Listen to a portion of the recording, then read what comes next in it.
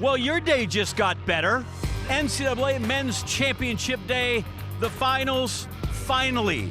3 rounds of competition, 2 regionals, qualifier Wednesday, and now finally the race to win a chip. 12 track finals today, 3 field events, all of them opportunities for greatness. Dwight Stones, Dan O'Brien, Larry Overton, bring it to the people. All right, John, as always, starting out with the 4x100 meter relay. That meet, an NCAA record, was set in the prelims on Wednesday by Auburn, who are the 2-time defending champions. It's only been a three-peat once. LSU did it back in 92 through 94. As we look at Auburn's leadoff runner, Azim Fahmy, and Auburn, Dan O'Brien, is a team that if they hit on every cylinder, if everything goes perfect and Arkansas falters ever so slightly, they could be in it. Well, there you get a chance to see Kenyasola Ajayi, the fastest collegiate this season, number 2 all-time. He'll run the second leg for the Auburn Tizer. There we see LSU, the LSU Tigers. They were the former collegiate record holders. They've run really well this season. Their stud goes on the second leg, Jaden Reed. He's qualified in the 100 meters and the 200 meters here as well. And the Arkansas Razorbacks, really, if they can hit on all cylinders, they should win this meet. They got the most scoring chances. And their main guy, Jelani Watkins, did not qualify in the 200 meters, but he is running the anchor for the Razorbacks, and we will see him in the 100 meters. So the principals are in the middle of the track. LSU, Auburn, and Arkansas. Keep an eye on Tennessee. Devontae Howell is scheduled to run the 200 meters. The 100 meters in the final there. He runs second leg for the Volunteers. And Louis Hinchcliffe, 2024 NCAA 100-meter champ, will anchor for the Houston Cougars. If the Auburn Tigers have any chance of winning this team title, it starts with this race. Again, they set the collegiate record on Wednesday in the prelims. Fahmy has done leadoff duties the last 2 seasons.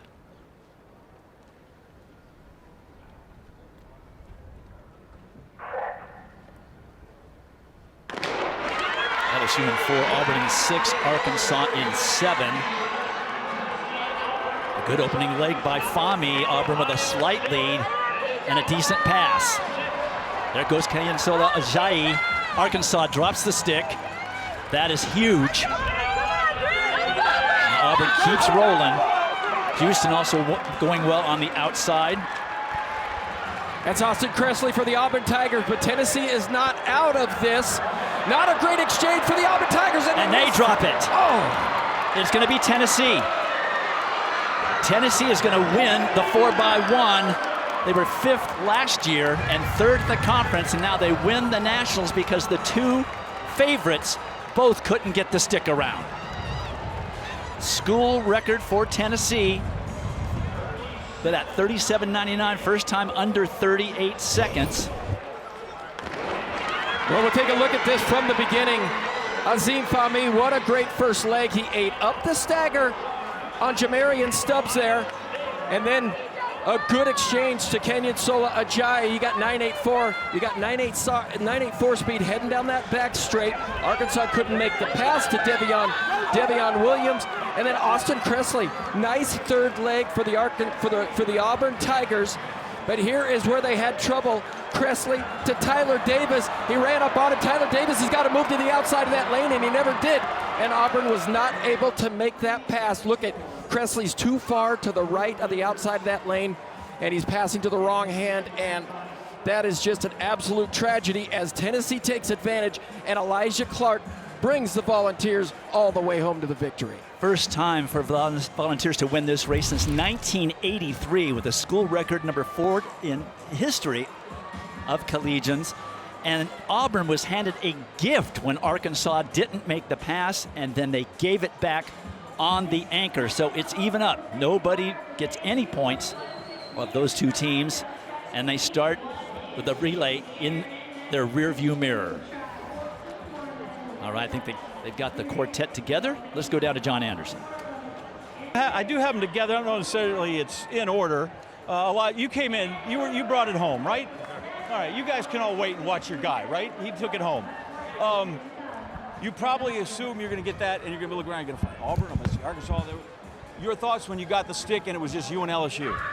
Man, I knew I had it. I know I have a bunch of experienced guys in front of me, and I know my job. my coaches told me I would have a lead, and all I got to do was bring it home. So, glory to God, man. What's it like to sit there and wait? Because you know what happened, right? We saw guys drop batons. Like, how anxious is that moment waiting for that baton to get to you? Man, it's a lot. It's a lot, man. You're watching the whole race and like, man, I'm up. Like, you don't realize until like number 3 is the baton. It's definitely an exciting moment, though. Congratulations, that's 10 for Tennessee. First time since 1983 the Vols are the 4x1 champs. Congratulations, fellas. Do your fly thing. And when they last won that title, Sam Grady, the Olympic silver medalist from Los Angeles, was part of that quartet. 43 years for the Volunteers, and they are the NCAA champions. Welcome back to Hayward Field. 21 events in this meet. We are through 9 of them. Means there's still lots of scoring to come in this thing. Nebraska currently leads at 28. They're parked there. They're going to be there for a while. The ones we kind of want to watch here is Oregon. By the way, you want to know who benefits from a bunch of batons on the ground. That's Oregon. Arkansas at 14 as well, and a tie down there. We'll see what they can come up with. And since we are on the subject of scoring, let's talk about winning this meet. Number 1, Arkansas. Well, they came in number 1. They didn't have a great qualifying day, but for the most part, they got all their big hitters through. And then they had the disaster to start this. Auburn did as well. As I said, Oregon's the one that's going to benefit out of that kind of chaos in the 4x1. Auburn, who's in the mix, they are really a perfect example of why place and points matter more than the mark. I talked to Ken Harden, their sprint coach, and he said, I don't need Jacoby Tharp to set another world record. I need him to get me 10 points. Kennesola Ajayi, I don't need him to set another collegiate record in the 100. I need him to get 10 points. But it's not always just the first place thing. Let's hearken all the way back to last year, 2025. Co-champs, USC, Texas A&M, Arkansas was 3rd by a point. That's 8th place. So even if you're the last guy in there, if you can get that one, it makes a difference. And so you never know when you're the guy or your point's the one that's going to decide the championship. They'll give it all. Dwight? And we talk about that all the time, John, how important those 5, 6, 7 place points can be, and that's a great example of it. And to the point, Jelani Watkins not qualifying in the 200 yesterday by letting up at the tape. He was qualifying, and he got dipped for the final qualifying spot. He will not race in the 200. That hurts Arkansas. That 4x100 relay hurt Arkansas. But they did mostly get people through, and they do have a great balanced attack across all the events. The path to victory is still there for the Arkansas Razorbacks. They still have the most qualifiers in this meet on this second day. But if they're going to win a title, these 3 gentlemen have to get it done. Jelani Watkins, we're going to see him in the 100 meters in just a few moments. Rivaldo Marshall, he's got to get it done in the 800 meters. And the 5K now gets really, really interesting. Big Earn will join Ben Shear, and they're going to be going up against a host of Oregon Ducks now in that 5,000 meters later today. Talk about an important event for the Ducks, who were also in that relay and also did not score any points. They could have had an opportunity to move up, but in the 1500, they really need to score big because that's where they could make a move and get into the mix. Well, for Oregon to keep pace in that team conversation, the distance Ducks need to be dominant. That starts at 1500 meters with a trio of Oregon athletes advancing to the finals, led by the newly minted collegiate record holder, Simeon Birnbaum, who set that 1500 meter mark on their home track here at Hayward Field less than 2 months ago. And it was a monstrous, historic indoor season for NAU's Colin Solomon. He set the collegiate record at 800 meters, then won NCAA indoor titles in the distance medley relay and 3K. But this outdoor 800 is the one that he's been building toward all season long. And then Hoptum Samuel won his 2nd career 10,000 meter title on Wednesday night. He'll be back on the track for the 5,000 meter final after winning the 5,000 meter indoor title just a few months ago, aiming to sweep the 10,000 and the 5. So the next event on the track is the 1500 meter final. There are the meet and NCAA records, as mentioned. Simeon Birnbaum, who is out in spot number 12 on the outside, is the collegiate record holder. There he is. Big pressure for him from a standpoint of what he can do for his team in this race. Also has a teammate, Thomas Alfrey, in this group of 12. So if he can sneak in for some points at 6, 7, or 8, That would also be very helpful for the Ducks. 3 in total, actually. There is Birnbaum, Palfrey, as well as Elliott Cook. And Elliott Cook was the runner-up in this event just 2 years ago at the NCAA championships. And, you know, you heard John talk about it. I don't need more records. What I need are points. That's what you're hearing from the coaches. And that's exactly what Simeon Birnbaum said coming into this championship. He said, I want an NCAA title. That's what I care about. I don't even really care about running fast. That's just kind of like a bonus. And Jerry Schumacher describes Simeon as just a great competitor. And he said when he toes the line, he will give you the best of what he's got. So far, it looks like a pretty honest pace early on. Chris Caudillo of Cal Poly San Luis Obispo coming through.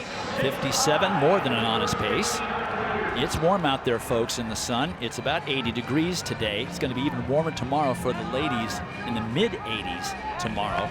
And there is some wind. We can see the flags are unfurled today for the first time since the meet began. In second position, that is Carter Cutting of BYU, who won the NCAA indoor title in the mile back in March. And his mentality, his tactic in that race was to match every move and make the last move decisive. So he's making sure he well positions himself up front in that second position, getting pulled along as Washington's Ruben Reyna looks well positioned to make a move. UW has won the last 4 men's 1,500-meter titles with Joe Wascom and Nathan Green trading those back and forth since 2022. That would be a real slap in the face to Arkansas, as Reyna is former Arkansas, transferred to Washington for this, his final year. So a 62-second lap brings it in right at 2 flat. Honest pace for a championship. Reyna into second place. Brendan Herger also up there with a big M on his singlet for Michigan. He's into third. 2 Wolverines in this pack, and that includes Trent McFarland, who is one of the fastest all-time over 1,500 meters, 3rd fastest collegian this year. He has great NCAA experience. He's tucked away in the middle of the pack in just about 6th position. You're seeing Trent McFarland start to bounce to the outside. Here come the charging Ducks, led by Simeon Birnbaum, and the crowd responds accordingly. He went all the way out into lane 3 on the straightaway in order to get into contention. His teammates need to follow. Elliott Cook and Thomas Palfrey need to get up there as well for some scoring opportunities. They're on the bell lap. It is Reyna, Birnbaum, Caudillo. There's Birnbaum into the lead, the collegiate record holder now separating himself. Reyna doesn't have a response. Watch Carter Cutting of BYU making a huge move on the turn, going out into lane 2. Birnbaum is charging. No one's going to catch Simeon Birnbaum as he acknowledges the crowd. Here comes some Ducks into scoring position. I think they're going to get a 6th place. So that would be 12 points for the Ducks out of this 1,500, and Simeon Birnbaum gets his NCAA title. Last year, he was 7th. He said that it was a great learning opportunity. Huge, not happy with the result, not happy with the way that he raced. That's what he's been building upon for the last 12 months. Jerry Schumacher said if Simeon executes a clean race plan, he is tough to beat. That is exactly what was put on display right there. As soon as he made that move on the backstretch, he blew past the rest of the field. No one could stay with him when he switches gears. Look at the celebration down the home stretch at Hayward Field. A championship for the Ducks. My math was bad because Cook got 6th place. That's 13 points for the Ducks. The last time Duck won this, Olympic champion Cole Hawker won it back in 2021, the first time NCAAs after COVID. Simeon Birnbaum wins it over Trent McFarland and Gary Martin, and he is downstairs with John. All right, thank you. Dwight, tell me the difference in experience of having the collegiate record and having a collegiate national championship at 1,500. This means way more than my collegiate record. I've always been saying I don't care about times. I want to come here and put on a show for my city and win a national title for the city of Eugene. You did that, really impressive. Give me the last lap and how you covered that 400. I felt good the entire race. I knew the race was mine. I just want to stay relaxed, sit on that shoulder when it was time to go. It was time to bring them all hell. I want to make these boys hurt. I'll die for this. What's it like to come off that bend and get that whole Eugene crowd on their feet screaming as you come down the last 100? It's one of the best feelings I've ever felt. Just to see everyone stand up and give the support, and then to raise my hand up just with my city. It feels so good. Any chance we see that again here in the next hour or two? I'm gonna give it my all. I'm gonna give it my all. Congratulations. Thank you. Champion 1500 belongs to the Ducks. And John's referencing the 5,000 meters, which Simeon Birnbaum will be coming back to contest. And if Oregon is within striking distance of the team title, his points will be invaluable. So Birnbaum, first Ducks since Cole Hocker, the collegiate record, and now a national champion.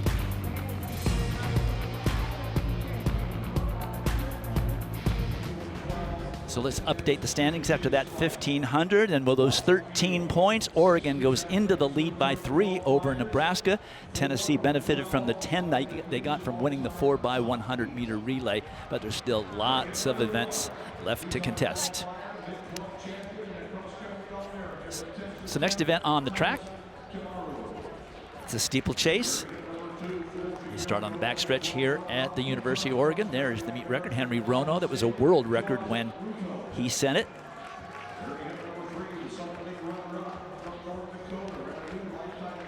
"12 competitors out of the 24 that arrived here on Wednesday. And the one we're looking for closely, Geoffrey Kerwa of Louisville and Kenya. It's run 8:08.10. He's the top returner and the collegiate leader. Runner-up in this event 1 year ago, currently 5th in the world, having run 8:08.1 earlier this season. He's really refined his flat speed over the course of this outdoor season in preparation for the steeplechase event.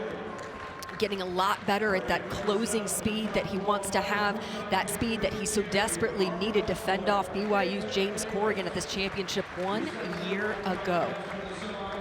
2 Virginia athletes are in this field as well. Nathan Mountain and Brett Gardner. Taking a look at Mountain, who's number 3 on the all-time collegiate list, having run 8:11.92 for a personal best at home back in April. Talking to his coach Vin Lanana this week, he said that these guys, Nathan and Brett, take the technical aspect of steeplechase very, very seriously. And the directive from coach to both was make sure you execute on what you're capable of. Silas Kiptanui from Tulane won the first heat in qualifying. He also clocked a career best and their school record to qualify out of the East preliminary for Eugene, which was the fastest time, that 8:18.09 in East prelims history. On your mark. 28 barriers, 7 water jumps. They will bypass the water jump first time around. And the prelims were pretty pedestrian affairs for the most part. Let's see how they go out pace-wise as Kiptanui is going from the back and up into the top 5. They're going wide because the pace has slowed down a little bit. 12 athletes in this final. They're the competitors. You noted Kiptanui, who you can see in that old baby blue kit in the middle of the pack right now. This is the 4th straight season that at least one Tulane athlete is competing in the national meet. No Green Wave athlete has finished better than 3rd in any event at the NCAA championships. So Silas Kiptanui looking to make history for the program as they head around the turn and into the backstretch. Louis Fanucci of North Dakota and France is the current leader. Collins Kipnock of Kentucky, the sophomore from Kenya, is up there in the lead group.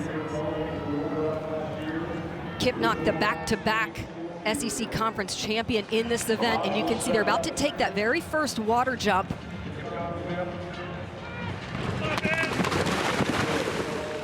over the water jump for the first time. And that's Brett Gardner, who you can see he went a little bit wide on the barrier to be sure he had that clearance and good distance to go over top of the barrier. As they're approaching this one, you're going to want to watch for a little bit of acceleration in those 20 to 30 meters leading up to the barrier, and then navigate it, like a 400-meter hurdler when you go over each barrier, then settle right back into the race pace. That's what you're seeing from each of these athletes as they've settled in, and now it's Bismack Kipchirchir of Alabama who has navigated up to the front. All right, a little less than 6 laps remaining. Let's step aside for a moment and have Dan update us on what happened in the discus. All right, one of our first field events of the finals day. Here's the men's discus. Over on the east side, there you see the records. Ralford Mullings of Oklahoma was your champion last year. Let's welcome to the finals Vincent Ugwoko, the senior from USC and Nigeria. He was 7th at these championships last year. On his first throw, he go 2:07.11. Conditions absolutely perfect out there for good discus throwing. Here's last year's champion from Oklahoma, the senior defending champ, Paris Olympian, Jamaican national record holder. Here's his first attempt, and he would flatten one out and send it down that right side. That's where you want to throw that discus.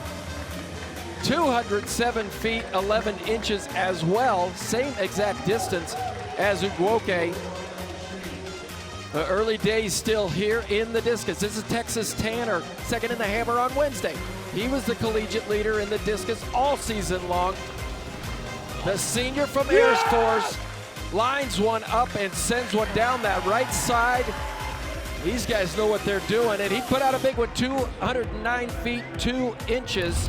And they are through the first 3 rounds of throwing. Stay tuned for more discus.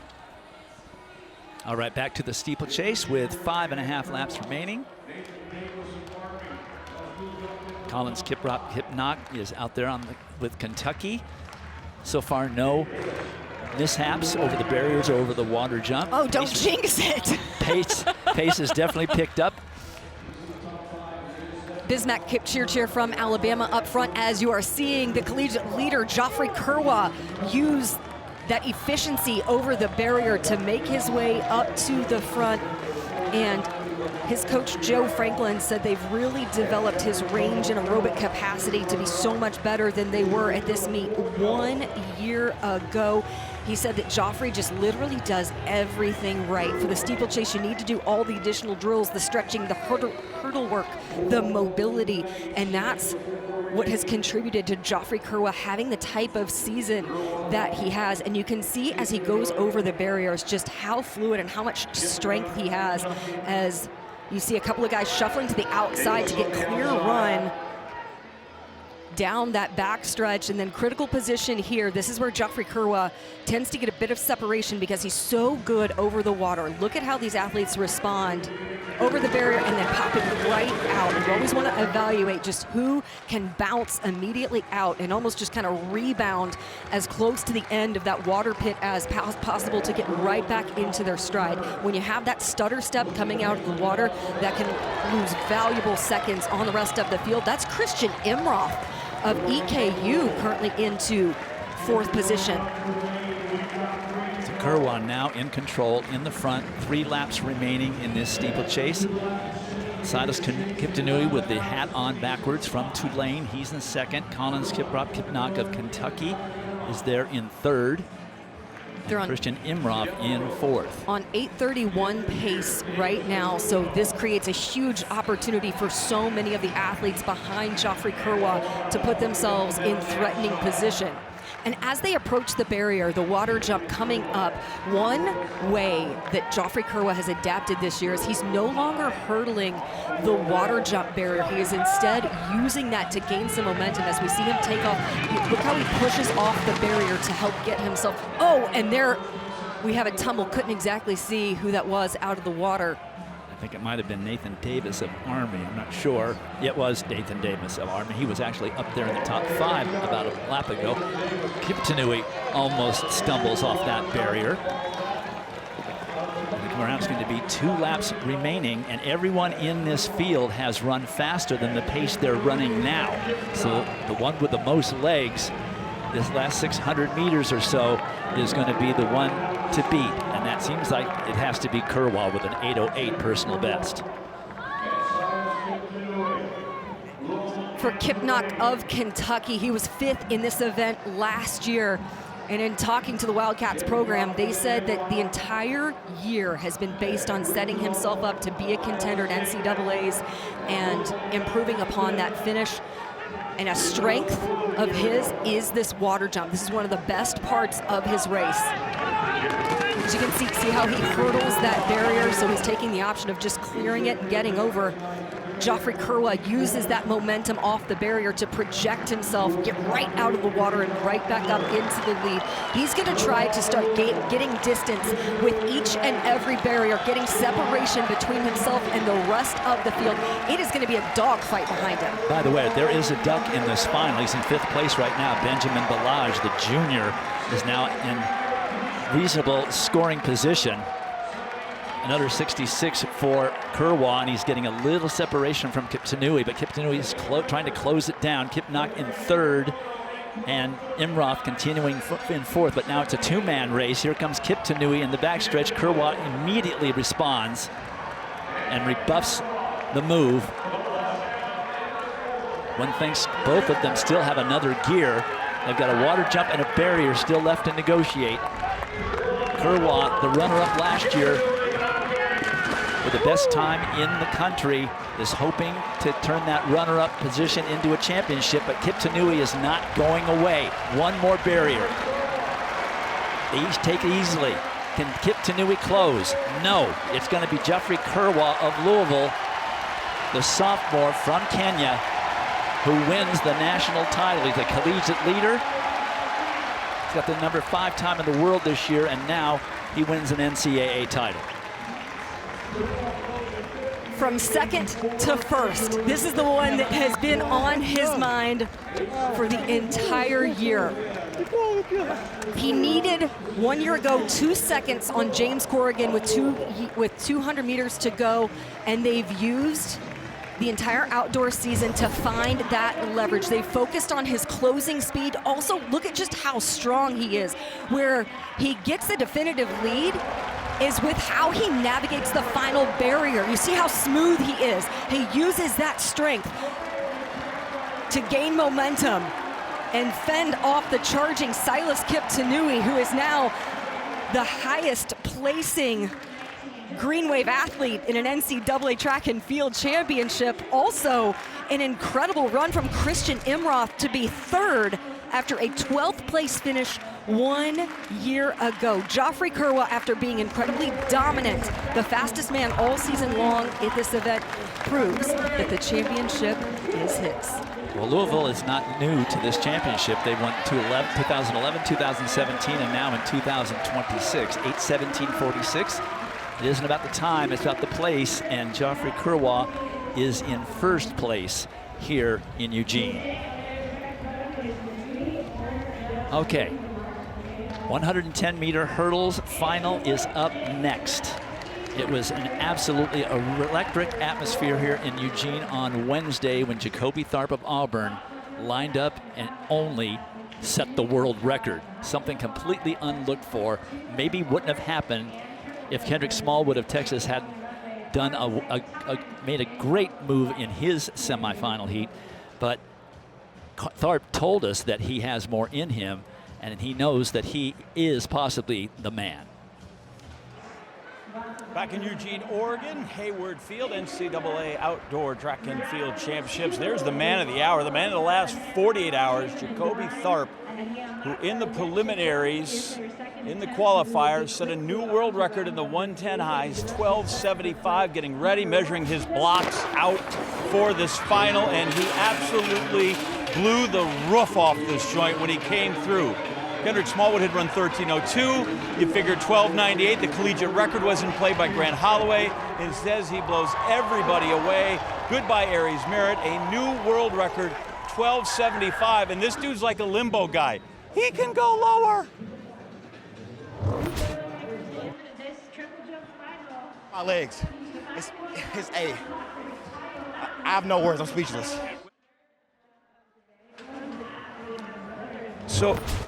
So if you're a viewer, that's fantastic. If you're a competitor, that's frightening.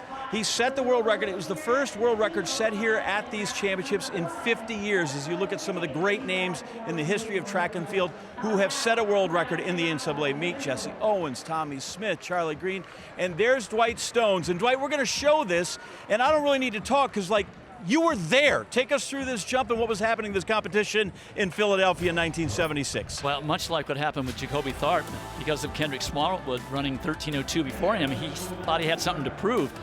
I jumped against a guy that was a freshman who had PR'd 4 times in this competition. I thought I was going to blow this meet away, and no thought of setting the world record here, even though I knew I was in world record shape. But it took a world record to solidify the title, which is what I wanted. I'd gone back to school for 18 months to jump in this track meet. That was great. That was a Sports Illustrated cover moment, was it not? It was, which in the day, of course, 50 years ago, that was a big, big deal for a track and field athlete to be on the cover of SI. Well, right now the high jumpers are trying to sort things out down here. They're at 2:19. I want to ask you, because you had set a world record before, but still, what is Jacoby Tharp going through trying to digest what he has done and come back now and race again? Well, you know, in the high jump and pole vault, you can choose to set the world record or American record or collegiate record. You can actually put it there.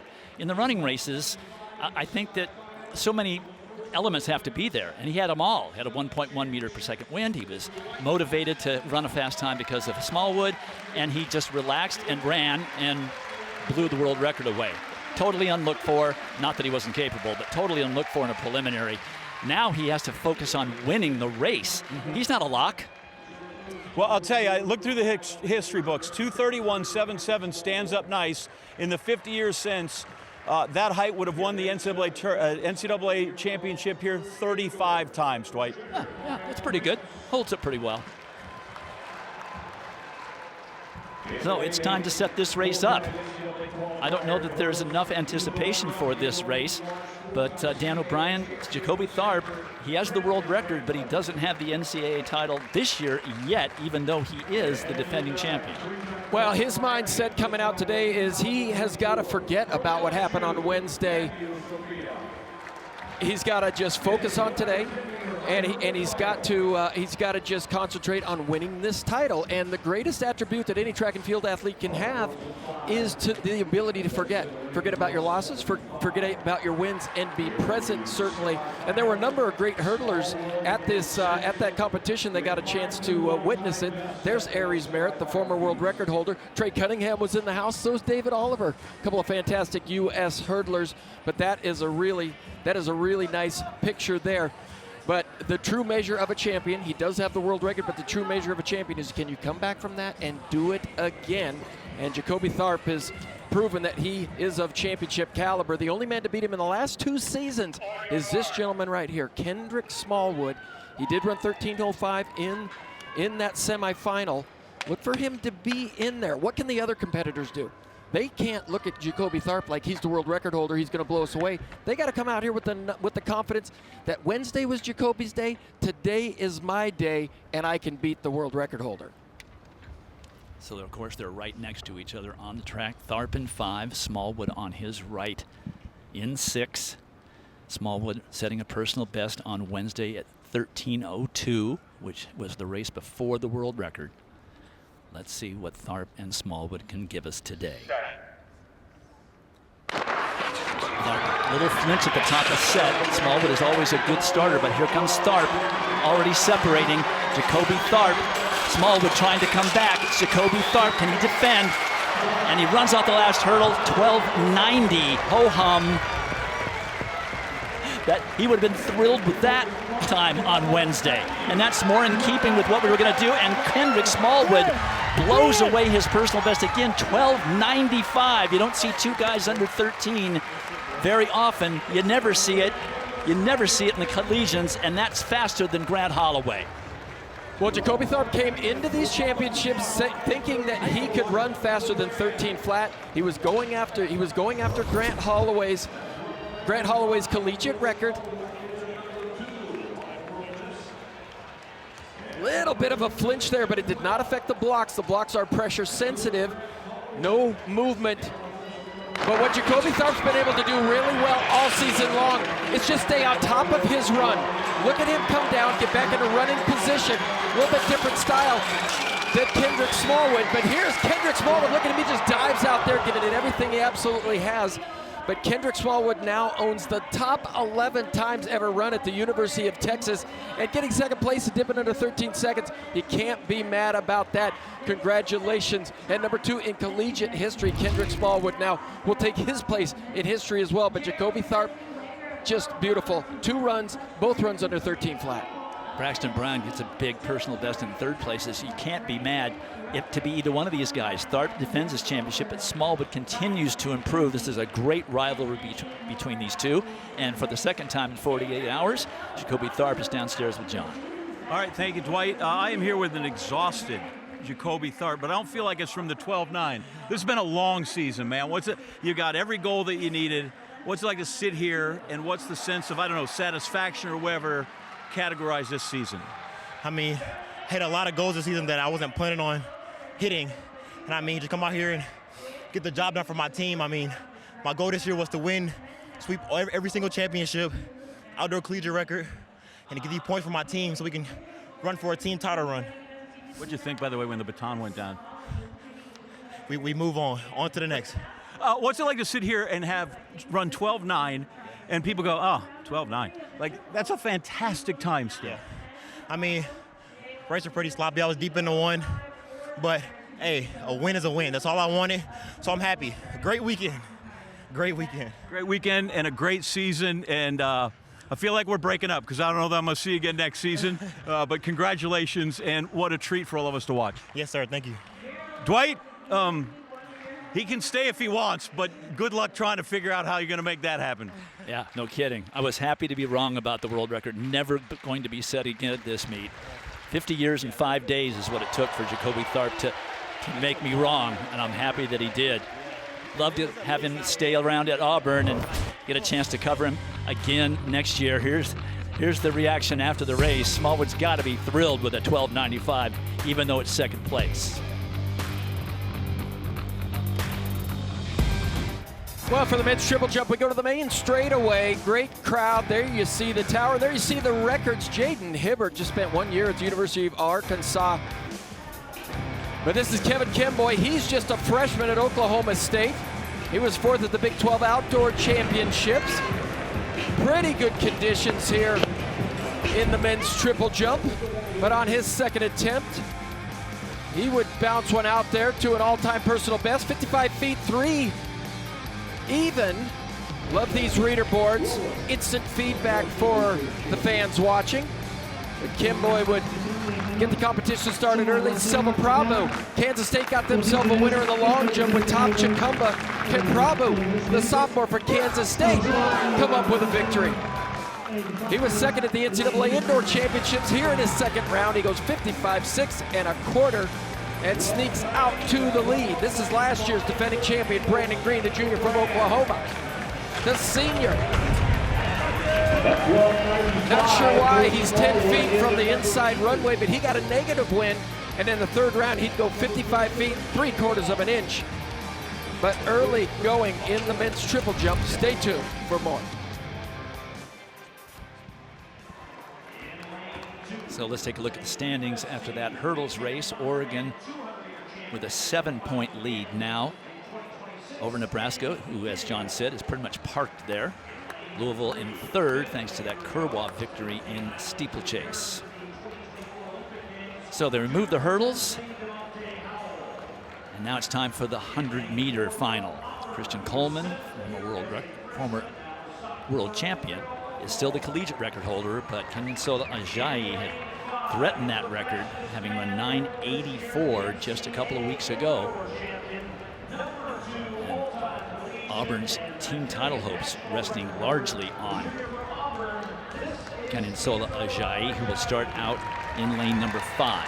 Well, we take a look at Jelani Watkins. There's Kenensola Ajayi. We got a chance to see Jelani Watkins, and both of these guys crucial to their team title hopes.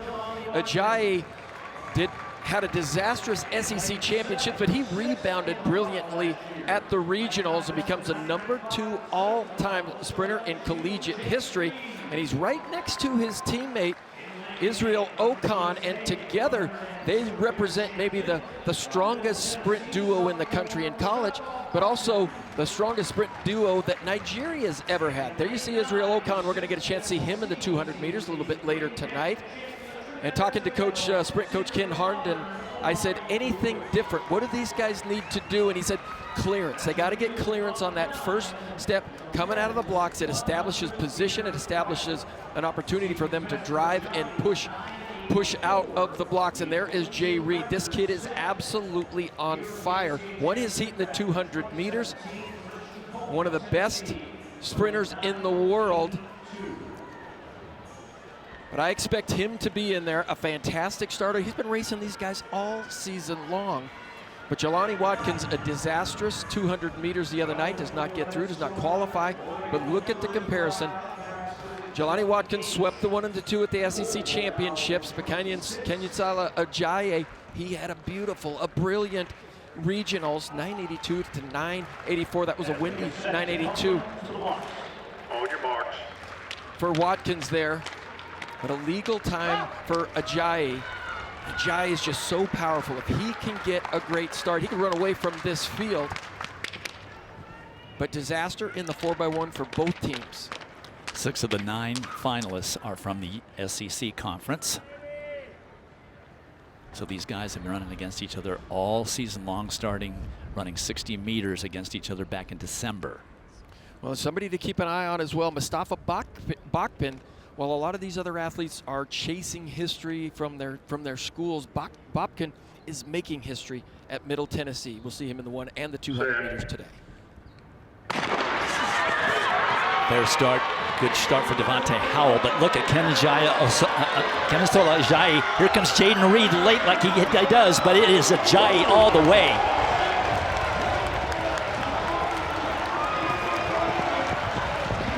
2.2 meters per second, which will negate the record of 973 by Ajayi. Jaden Reed, 982 for second. And Jelani Watkins, 987 for third. So just a little bit too much wind negates what would have been an incredible reduction of the collegiate record in the 100 meters. It's the second fastest ever run by a collegiate under any conditions. Well, we take a look at that start, and a lot of these sprint coaches have just simplified the start. Nice and high hips. One step, you're up in a running position, driving out of the blocks. But Kenyasala Ajayi, like Favor Ashe did before him, if he gets a great start, he establishes good running position, great line of drive, and he runs all the way through the line, and you knew the times were going to be fast coming in. It's just amazing how fast guys have been running this season.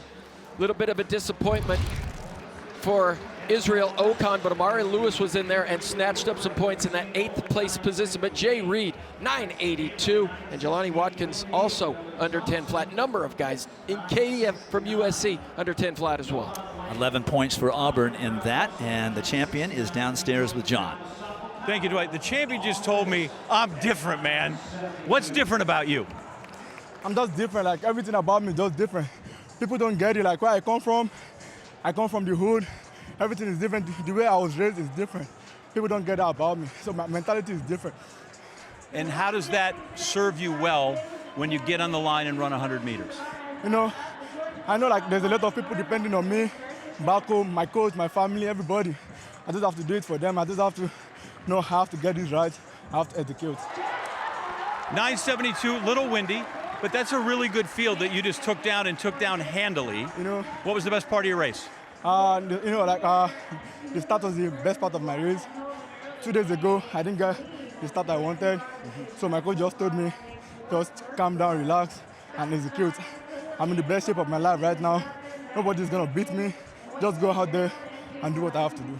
All right, Dwight, as I said it back to you, I just want you to know I've talked it over and I told him I forgive him for what happened at the SEC. Oh, yeah, thank you. Yeah, I'll make up for it. We're now. back in good stead over here. Yeah. Congratulations. Thank you. Well, the last time an Auburn Tiger won this title. It was Stanley Floyd back in 1980, the boycott year for the Olympics. Before that, the late Harvey Glantz had also won this title, and Tharp and Ajayi, back-to-back winners for Auburn. A little disappointment on the 8th and 9th place finishers for their other two sprinters, but a good day for the Auburn Tigers. So next up will be the 400 meters featuring Sam Ogazi, who ran the #3 time in collegiate history just a couple of weeks ago. So let's get back to the discus ring and Dan O'Brien. All right, back to the discus. This is Vincent Agwoke. He was the last qualifier in the West region, and here he is in the finals throwing some big throws. A senior from USC, 8th at the Big Ten Outdoor Championships.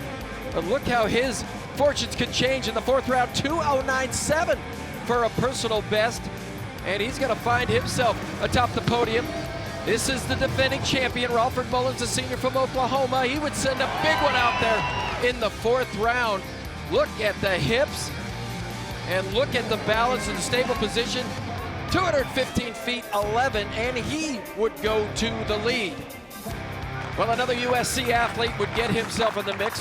Raquel Broderick from USC by Jamaica. He was the Big Ten Outdoor Champ, 4th at the NCAA Championships last year outdoors. On the 6th round, he would go big. And that would be an all-time personal best for Broderick, 210 feet 5 inches. But it would be Ralford Mullins on that 4th round throw of 215 feet 11 inches that would win him the title. Broderick would finish 2nd. But get this, Ralford Mullins has not lost to a collegiate in the last 2 years. And when did Jamaica become a discus throwing power?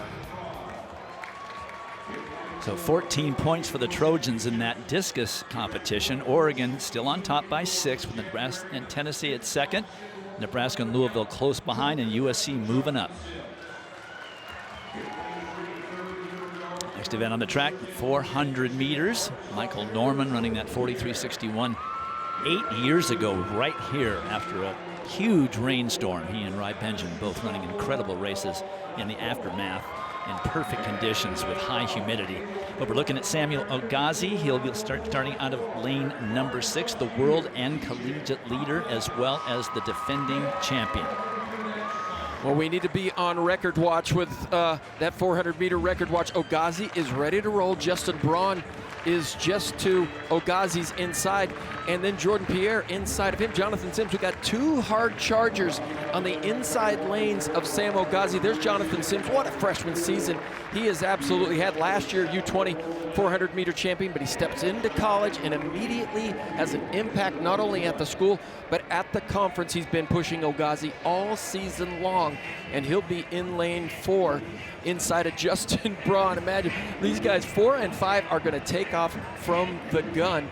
And then inside of Jonathan Sims in lane 3 is Jordan Pierre, maybe one of the most improved 400-meter runners in the country, not just the conference, SEC conference, but he was the newcomer of the year indoors in the SEC conference. These guys are all going to be charging after Sam Ogazi, but I think Ogazi has the stuff of greatness, and Coach Blaine Wiley said he wants to do what Karani James did, and that's win back-to-back titles. Karani James did that in 2010, 2011. The last person to go back-to-back was Randolph Ross in 2018, 2019.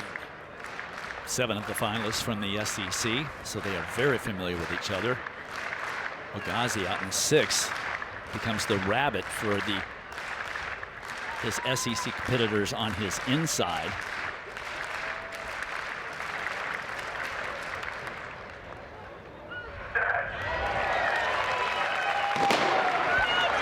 Tough to concentrate on the gun for the 400 when all that going on. Ogazi, as he always does, a little bit on the slower side coming out. Now he evens up and is starting to go after the stagger of City Nijia on the outside, but Justin Braun is right there on his shoulder as they go into the far turn. Well, it did look like Sam Ogazi was a little late starter, but that's just Justin Braun being a really quick starter. Both of them really fast to the 200-meter mark, and now it's a battle with 100 to go. And Ogazi has the strength. This is what happened in the regional. and he dragged Braun to a sub-44 clocking. But next to him, Jonathan Sims closing hard, but it's going to be Sam Ogazi, 43-37, and Michael Norman is gone. Jonathan Sims goes under 44 for the first time in his career at 43.92 for second. Well, and look who is there to meet him, the 100-meter champion, Ajayi. And these Africans root for each other. They stick together even though they're not on the same team. But Coach Blaine Wiley said perfect execution, not thinking about times, was what was going to get this record done. And Ogazi said he hadn't executed a race perfectly all season long, and he knew that if he did, the results would come. Let's take a look at this run. Sam Ogazi wanted to be 20.8 or 20.9 at the 200-meter mark, but he'd really been working on the first 10 or 15 meters of his race.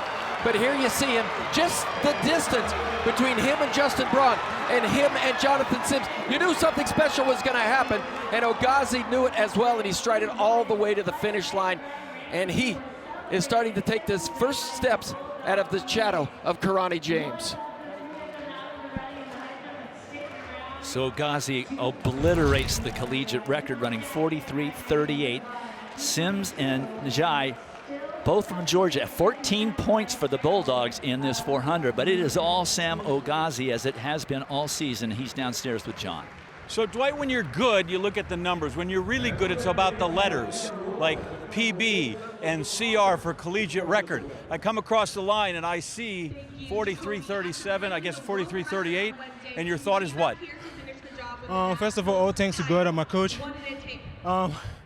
Coming to this race, I knew I was going to run fast. Got out of the blocks, didn't look like you were, Brown put some space between you. At what point did you decide I need to kick in and this is the part of my race where I go? Running the first 200, I felt a little bit sluggish, but then when I got to the 150 mark, I was like, it's time to go. So I just kept moving and moving and moving. How's the wind on the back? It feels a little breezy. Yeah, it was bad. I won't lie, it was bad. And then you come along and you're on the front straight and you just look so strong, you're putting guys away. It looks so easy. Just give me an idea of how hard and how tired you are at that point. I won't lie, it was. That's a really good answer right there if you just want to breathe heavy. Yeah, it was a big work for me. Coming up, the last 50, I felt like dying, but I was like, keep going, you got this, keep going. And then I did my thing. Yeah. Congratulations, the collegiate record for Samuel Ogazi. And Dwight, I say it every time I talk to this guy. I don't know what we're playing on the playground, but I'm going to pick him first. I know, I got him. That's the fourth fastest time in history. Only Michael Johnson, Butch Reynolds, and the world record holder Van Niekerk of South Africa had run faster than Samuel Ogazi, and I have a feeling there's more in there. Congratulations, Ogazi, NCAA champion once again.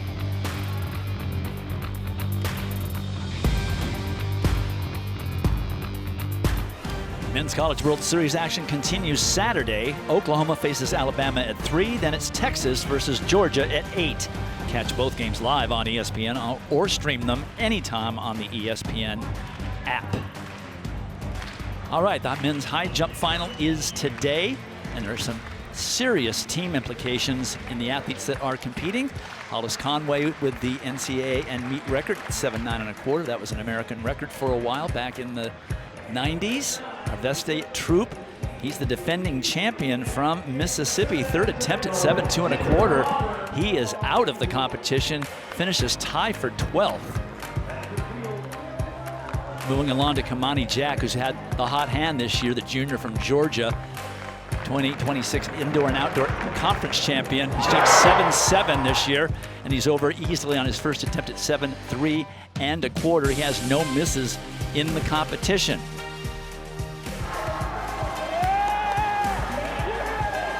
Kamani Jack also winning the conference meet a couple of weeks ago. He's from Great Britain. Here's Scotty Vines, who has really struggled at Arkansas, but seems to have been finding his footing this last few weeks.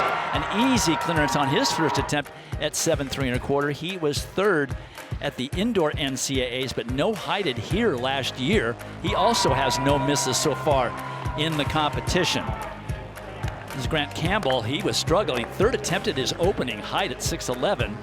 Now with a bar at 7.3 1/4 and several other misses.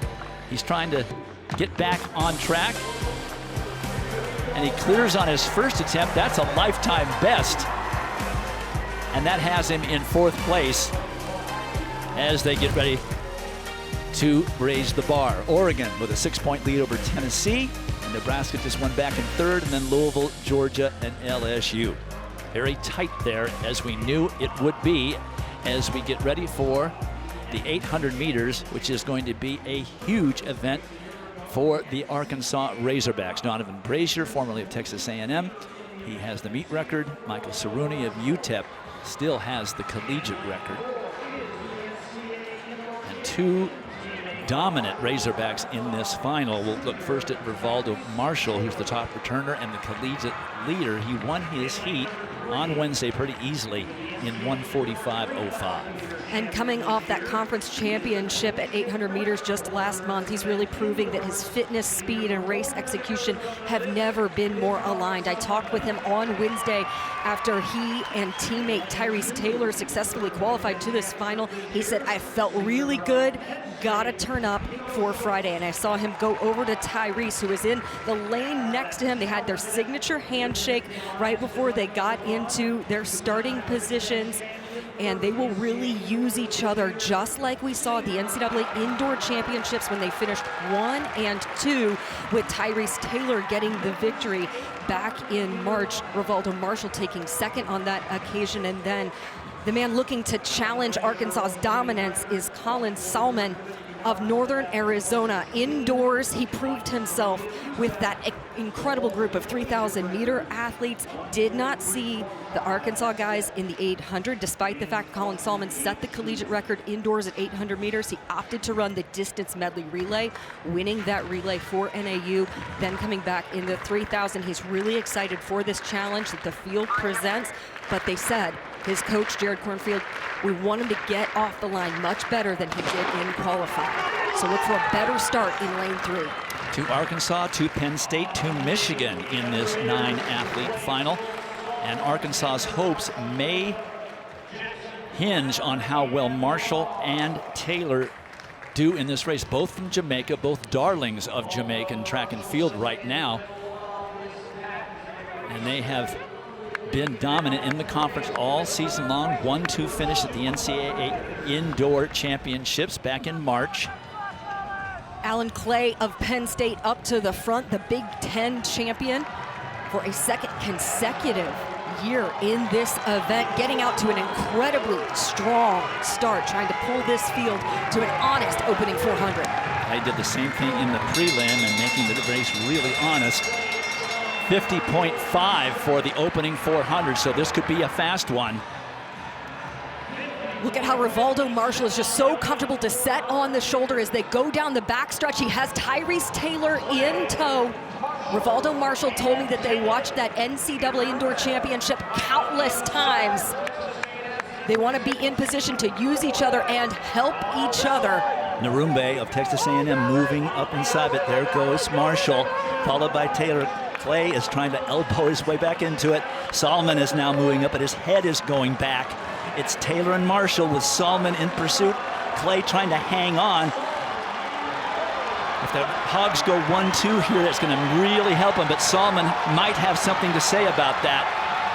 Now it's Taylor into the lead. Here comes Solomon. Solomon's going to steal it. Colin Solomon, who looked like his lane was going up with about 120 meters to go, puts his chin down and just slowly eats into the lead of Rivaldo Marshall and then Tyrese Taylor and takes the title. 1:44.22, a very honest race.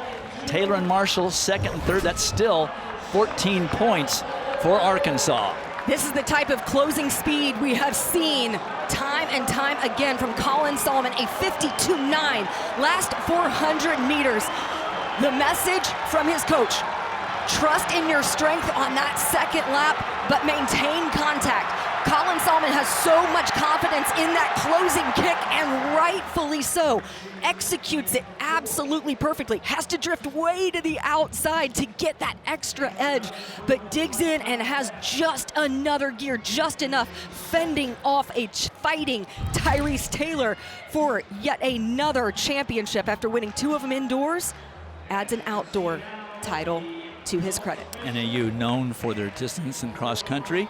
This is the first time a Northern Arizona athlete has won the 800, and he's downstairs with John. Thank you, Dwight, here with the champion of the 800, because if it had been the 799, he'd have been second. Take me through the stretch run, man. You had some work to do. I did, yeah. Found myself in last off the gun, which I don't stress with. I really trust in my last lap, so that's where my strength comes from, and I just trusted in God, and I knew that He'd give me strength to perform to the best of my ability today. Indoor, you changed some things around because you wanted to run in the DMR. Yes. Right? Outdoor here, you're just running for yourself, right? How does that change things for you when you know, like, this is just me and I'm the man doing it out here? I mean, I don't see it that way. I'm still running for NAU. Yep. Even though it's my last race as an NAU athlete, like, representing the school, love all my teammates that have just been there with me, laughed with me, supported me over all these years, and let's go NAU. So we've seen NAU, they win 5, they win 10. They've never had a guy win the 800. Were you aware of that?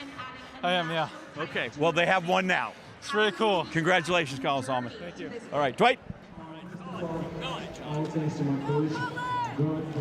That's only Donovan Brazier has run faster at this meet at 800 meters than Colin Solomon just did at 1:44.22. So let's take a look at the standings, which has now changed with the second and third place finishers by Tyrese Taylor and Rivaldo Marshall. Arkansas on top by 3 now over Oregon, and Tennessee 6 back. Colin Solomon, first 800-meter national titleist outdoors for NAU.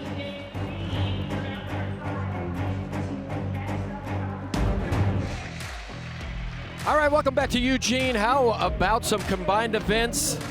The decathlon, exciting over the last couple of days. This is Ben Barton from BYU. BYU has not had a national champion in the decathlon in over 50 years. And he would win Section 2 at 10:65 and take the early lead. This is Kenneth Bird. He was a runner-up at the NCAA Indoor Heptathlon out of Louisville, just a sophomore, just a youngster, flexing it out there. He'd go 23:11 in the third round, but it was Ben Barton who would run a good 400 to finish day one and be the day one leader. About 100 points up on his all-time PB after day one. Well, at the start of the second day, 110-meter hurdles, Kenneth Bird is in the mix here, but look at him avoid all kinds of trouble over the last few hurdles. That's Max Forte from Duke go down, but Bird still in the mix, and he knows he's got one of his best events coming up. Kenneth Bird, the best pole vaulter, the collegiate pole vaulter ever indoors, and here he goes 17 feet 9 for 1,039 points, and he would take the lead. But in the 1,500 meters, Ben Barton needed to beat Kenneth Bird by more than 7 seconds. He crosses the line and he looks back for Kenneth Bird. Where is he? Where is he? And it just wasn't enough. Ben Barton would take the title. Kenneth Bird would finish second in the third closest contested decathlon ever. All right, we did our calculations, and I wasn't off by much. I said he beat him by about 10 to 15. There well, you get a chance to see first and second place. But keep an eye on Kenneth Bird, the second place finisher. Just a sophomore, he will be back. Well, as we move from 10 events, let's get to 7 events. The women started the heptathlon today. This is Juliet Larsuente Hubner, the junior from Cincinnati. She was third indoors. Here's Marta Savina, the SEC outdoor champ. And the women would get started in the 100-meter hurdles.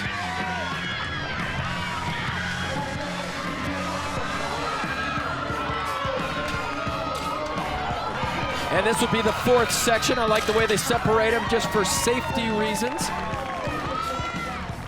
But Hubner would run 13:46 and score over 1,000 points in the first event. But the highest scorer coming into these championships, Sofia Cosco-Luella out of the University of Washington, just a sophomore. And there's Lisa Marie Lustig, the NCAA indoor champ, helped bring the Ducks to an indoor title there. Lustig on the extreme inside. Cosco-Luella, their second from the left, competing for the University of Washington. And she would run away for a Section 5 victory, 13:46 for Cosco-Luella, but the national leader would score 1,056 points in the first event. But the leader after one event would be Holland Powers, the senior from Arkansas. All right, next event on the track, the 400-meter hurdles. Rai Benjamin, who I'd mentioned earlier on that 2018 afternoon when it had just rained and Michael Norman set the collegiate record in the 400. Rai Benjamin set the collegiate record in the hurdles. Looking at lane number 6, Jaqueline Scott of Texas A&M, the senior from Houston, Texas. Didn't get through in the 110 hurdles, but it was the top qualifier in these 400-meter hurdles on Wednesday. Well, JQ talking to Coach Pat Henry and Kurt Henry, his nephew, also a hurdles and sprint coach there at Texas A&M. They said JQ has got to be brave today. He's got to push that 13 stride out to 7 or 8. That's what's going to give him the best chance to win this title. And he has got to do that because he is in for a fight. A couple of Texas athletes going at it. Texas A&M for JQ, and there's Cody Blackwood, the SEC 400-meter champ. I think Cody is ready to take this to another level, maybe 48 flat level, but he's looked good, he's looked controlled, he's looked calm, but he also has looked super fit. Seen him run from the front, seen him come from behind. But Cody, I think, will challenge the Texas school record today. He's number 2 on the all-time list behind Winthrop Graham, the Olympian from 1988. So let's keep an eye on Cody Blackwood. There's Isaiah Taylor. And if that name is familiar, his dad won 2 Olympic gold medals in the 400 meters, attending Georgia Tech, Angelo Taylor. But Isaiah Taylor and his brother, Xavier Taylor, find themselves as youngsters now in the NCAA final, following in the footsteps of their father. But the Taylor twins went 1-2 in their conference championships, looked good at the regional meet. They said they would dream and talk about what it would be like to be together at the NCAA championships, and they say neither one of them could have gotten this far without the other. I know their father, Angelo Taylor, is in this stadium somewhere.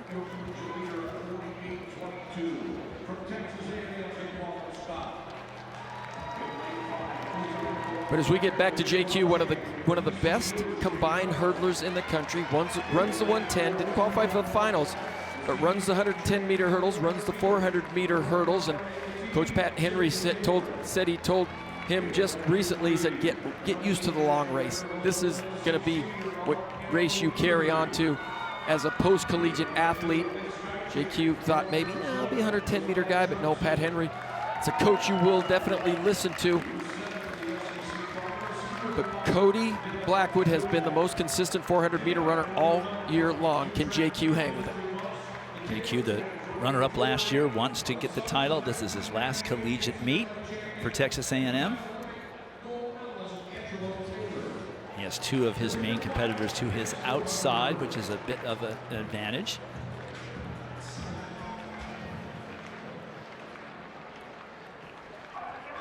And clear on the outside. Keep an eye on lane 9, just at the corner of your eye as well. That's Vance Nilsson, the sophomore. Season best of 48.77 this year, but he ran 49.26 as a junior athlete 2 years ago, almost qualifying for the Olympics that year. Exciting times for him, and he comes back to the track where he had so much success. Xavier Taylor in 4. JQ in 6, Cody Blackwood in 7, Isaiah Taylor in 8.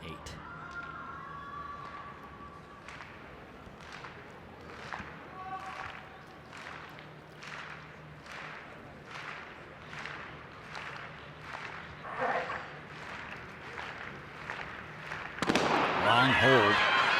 It's easy enough to see who's in the lead, just see who goes over the hurdle first. Pretty even amongst the competitors to hurdle number 1. Now JQ making a little bit of a move as they enter the backstretch. Well, let's keep an eye on the patience of Jaqueline Scott and Cody Blackwood. Look at, they are striding away together. Vance Nielsen out to a good start too. Looks like Vance Nielsen and JQ now both in the lead, but Cody Blackwood, he has the strength to come back. JQ now has to make an adjustment there, but he got through 7.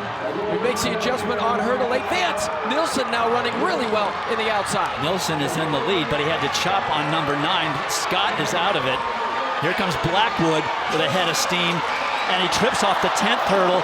He was on his way to catching Nielsen, who will win the race out of lane 9. JQ is a runner-up for the 2nd year in a row. Oh my God! Best time by a collegian in 2026, Vance Nielsen at 48:06. The big personal best, cutting 0.7 of a second on his best, and he ran the way the lane 9 athlete wants to run. Run the race, never see your competitors until after you cross the line. Well, 2024 was a magic year for Vance Nielsen, and Nielsen struggled a little bit in the qualifying on Wednesday, but let's keep a look on him on the far left. You know, sometimes when you're out there, you're running your own race, you're not having to worry about anybody else. But Nielsen has to take that one with his off leg. He said early in the season, he was trying to do too much alternating. He went back to his dominant leg at the start of the race, and it's really paid off here in the late part of the season. But this is the Vance Nielsen that Coach Mike Holloway has been waiting for the last couple of seasons. There you see the Florida fans going crazy, but this race is blood and guts. Do you have it? Can you handle the pain? Can you handle the hurt in the last 100 meters? And today, Vance Nielsen did it better than anybody else. And he looked to his left, realized there was nobody in front of him because he hadn't seen anybody the entire race.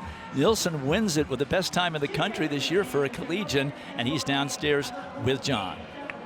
All right, Vance accepting some congratulations there from one of the Taylor brothers.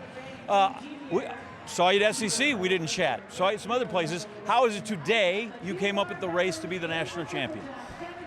Just gotta do my training the right way, peak at the right time. I deal with some things in my body, and I'm good. You're out there in lane 9. You don't see anybody. What's it like to run way out there? You just gotta go, man. I knew they were gonna be there, and I just went for it. Gave it everything I had. How much did it help that you know so many of the other guys in this race? You've run against them, and you kind of know what you're up against. I mean, some, but it's NCAA finals, so someone's gonna be there. Any words of wisdom from Coach Holloway before he sent you out here today? I mean, just go out there, give it your all, and that's all you can ask for. That's Coach Holloway. We do what we do. Gators in white. Everything's all right today. White? I'll say, John, I mean, if you're going to have the right race at the right time and peak properly, this is the one to do it. And he had that tough prelim on Wednesday, which put him out in lane 9. That might be the best thing that ever happened to him. But there's the consoling for Cody Blackwood, who tripped off that last hurdle. He was coming with a head of steam, just wasn't able to make it happen. Nielsen, national champion.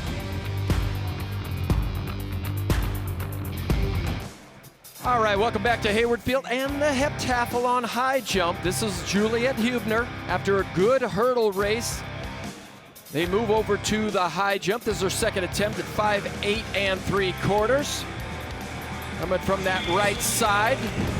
And she would get over on that second attempt for 916 points. Great enthusiasm there. And this is Jaciana Gerald Holt, the freshman from Illinois, the number 4 ranked heptathlete in the country.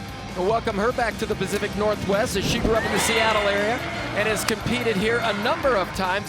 But her second attempt over 5'11 1/4 would net her 991 points, and she would begin to make her presence felt here in the heptathlon. So 2 events down for the ladies, 5 to go. And then we go over to the men's high jump final. Heating up, here's Scotty Vines. He seems to have found his rhythm. He's clear and clean through 7'3 3/4. This is his first attempt at 7'4 1/2. This is as high a bar as he's made in a little over a year. He cleared it in high school several times, but Scotty is without a flaw so far. Then here's Jordan Wagner from Oral Roberts. This is third attempt at 7.4.5. If cleared, would be a lifetime best. A little bit of a scrape, a little bit of a brush, and he is over at 7.4.5. Grant Campbell having a career day. Third attempt at 6.11, his opening height, then misses throughout. This his 10th jump of the competition at a new personal best. He's already set one personal best, and now a second one. 7.4.5 for Campbell on his third. Then Kamani Jack, who is the favorite, missed once at 7.4.5. He was tied with Vines, did the smart thing, passed his next two jumps to the next height, 7.5 3/4. And on his first attempt, hello. That's the way it's done, and breaks Scotty Vines' heart with that clearance. Kamani Jack takes the title, 7.5 3/4. Scotty Vines scoring 8 points for the Hogs with his second place finish in the event. As we get ready now for the 200-meter final. Divine Oduduru with the meet record. Walter Dix still has that collegiate record in the 200. Wow, Walter Dix, that's a name from the past. That guy could run. And we saw him in the 100 close hard and fast. Jaden Reed has the preferred lane 6 in this 200-meter final. He won his heat in 20.05, just off his lifetime best. He was 6th in this event last year. Well, he really sent a message, I think, in that 200-meter semi. Let everybody know that he is ready to mix it up. There's Israel Okon, not the best finish for Okon in that 100-meter, so you got to think that he's coming back here with a little bit of redemption on his mind. But he was third in this event at the SEC Championships. I'm surprised to see him in there, Dan. It looked like he caught a cramp or something at the end of that 100, and maybe that's all it was, and they worked it out. But here he is in the 200 for the Auburn Tigers. Well, we saw him celebrating a little bit in that 200 meters in that when he won that heat. Here's Eddie Nkadia, the Big Ten outdoor champ, big wins in Nebraska. He ran incredible times, but Eddie Nkadia, he reminds me a lot of Joseph Fahnbulleh, a guy that it takes a minute to get going there, but once he does, he's got great momentum. Look for the USC Trojan in late 8 to close well. And we got an Indiana sighting in there as well. Trelay Banks of Indiana ran a really good semi to find himself out there in lane 9.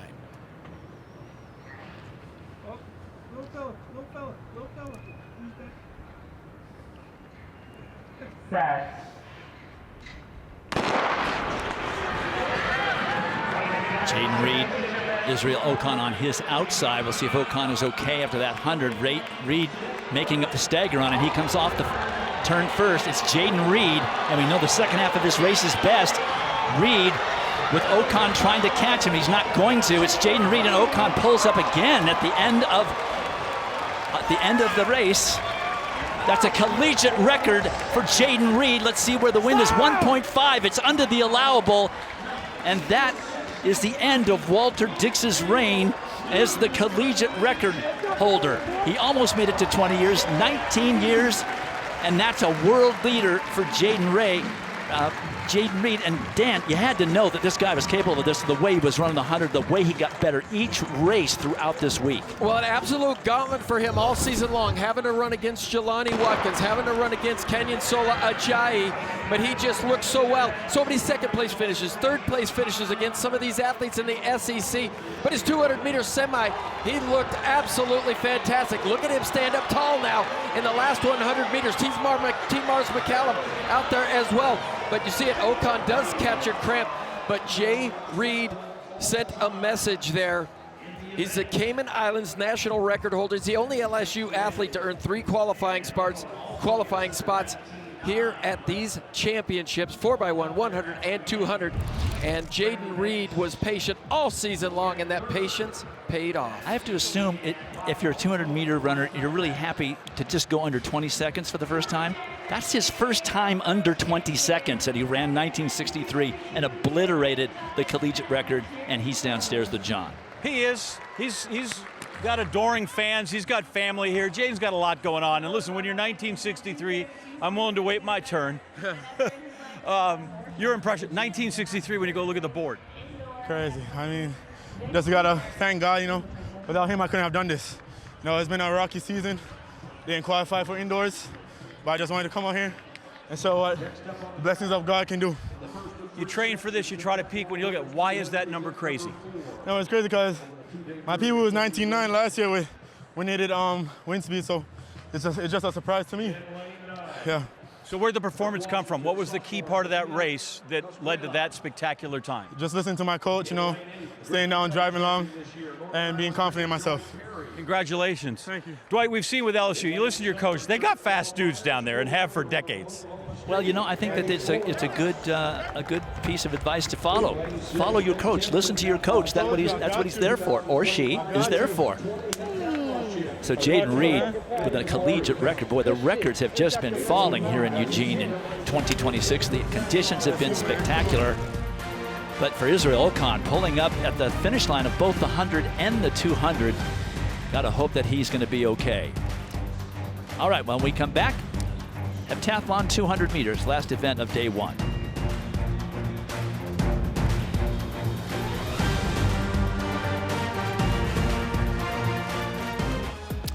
All right, so while we have a second, before we came on the air, we had a wheelchair 100-meter race. And as is usually the case in these races, it was again Evan Carell of Illinois who wins, I think, for the 4th time and in a meet record.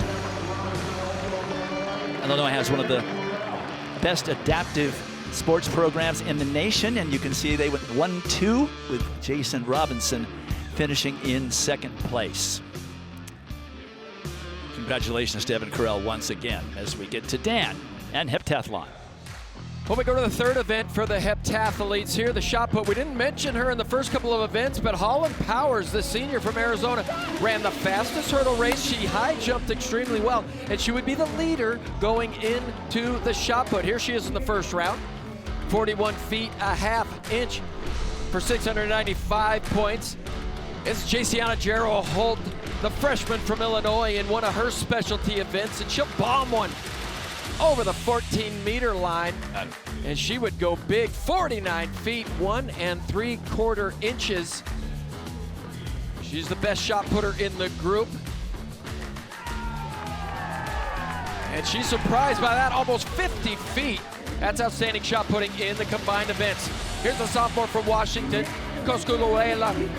She would put out a good one on her 2nd attempt. She would go 41 feet, 5 3/4 inches. But that good shot put by Jaciana Jarrow Holt now puts her in the lead by over 100 points. 157 to be exact.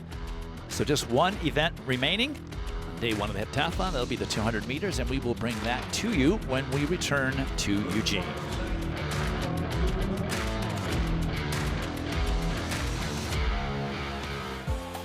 While we have a moment, let's take a look at the Capital One Cup standings. Here's the Men's Cup standings with Michigan a solid lead over Princeton and Indiana.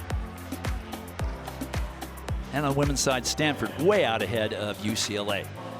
Capital One recognizes the best in college sports with more than $5 million awarded in Student Athlete Scholarship Fund donations.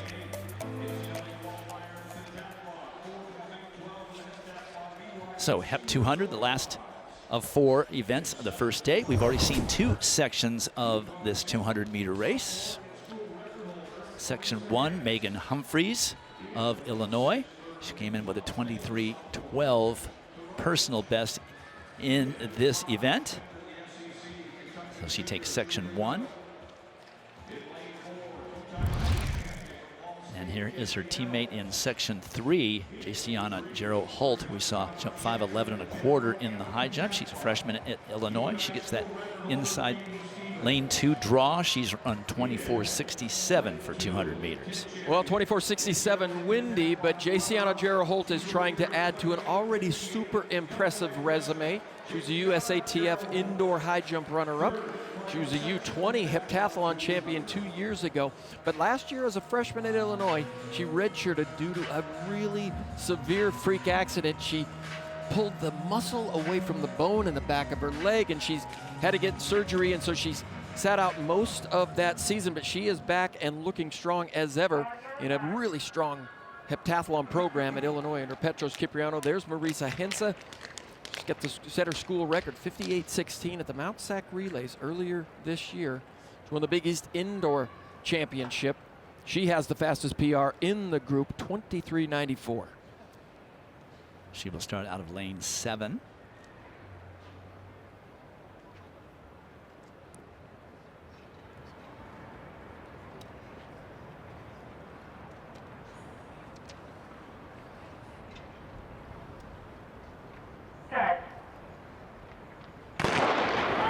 That these athletes are not running against each other per se. They are running against a table of points that is represented by the times they run, the distances they throw and jump, and the heights they jump.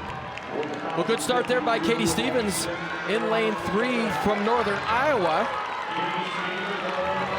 Logan Todorovich in lane 6, or 7, I should say. That is Marisa Hense, and she appears to have won the heat, 24-14 officially. So a little off of her personal best of 23.94. Into a headwind, into about 2 miles per hour of headwind, which you can feel. It certainly doesn't assist you. Well, we take a look at the 200 meters, and is certainly in the heptathlon. It's as much about conditioning as it is about speed. But these are some of the most well-rounded female athletes in the country. There you see on the far right, Jaciana Gerald, outstanding high jumper, outstanding shot put, but her speed definitely needs some improving on as she finishes last in this section. But the 200 is always going to be a place where she needs to improve, but she runs 25 flat, but she will have a lead of 41 points at the end of day 1. As Marisa Hense, the UConn indoor champ, Big East indoor champ, takes that heat. There are the section results. Total up the points represented by those times and get a first day score for the leaders.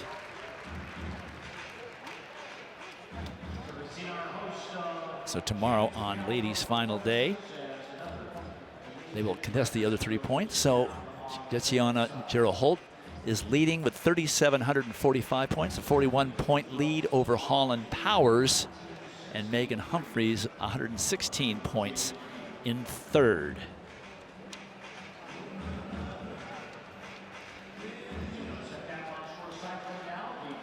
There is the official graphic for the points. You can see that Gerald Holt has a 41-point lead, and Megan Humphreys is in 3rd. So they will do 3 events tomorrow: the long jump, the javelin, the 800 meters. We will bring those all to you on ladies' final day, Saturday. 5,000 meters is next.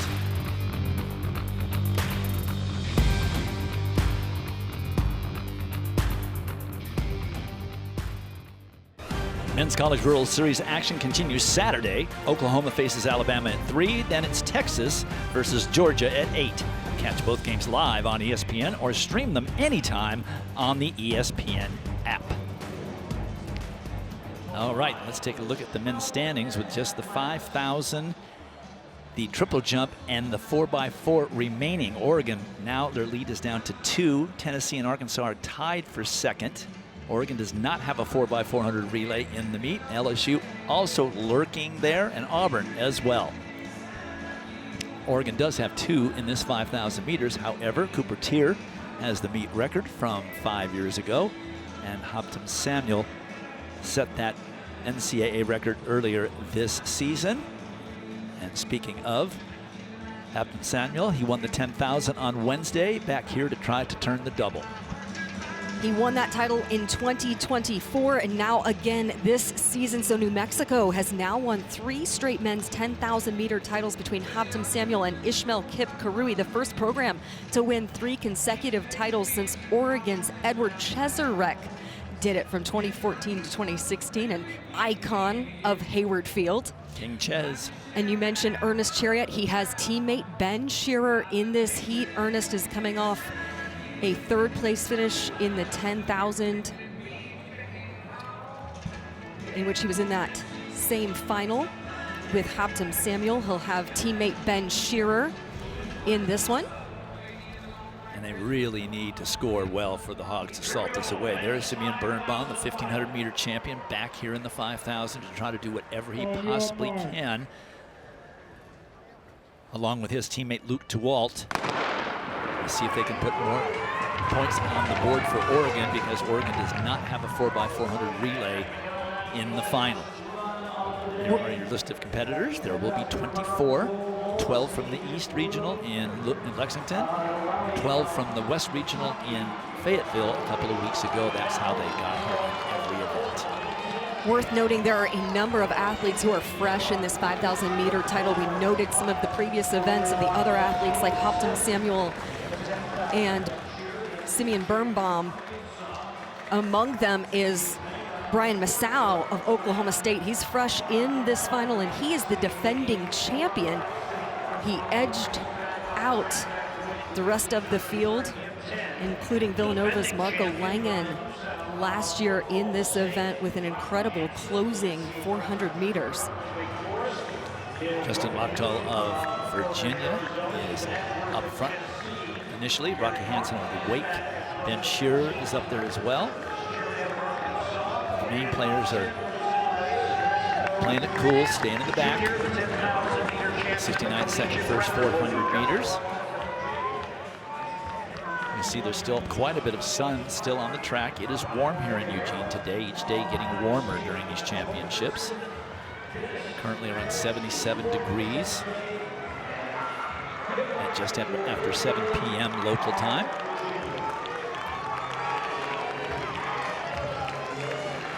That's Elsingi Kipruto of Louisville, who's making his way, charging up to the front. He was runner-up in the 10,000 to Hopton Samuel on Wednesday night. As you're looking at those front three who are established, you're seeing Marco Langen in the white jersey with that hip number 9 on his shorts.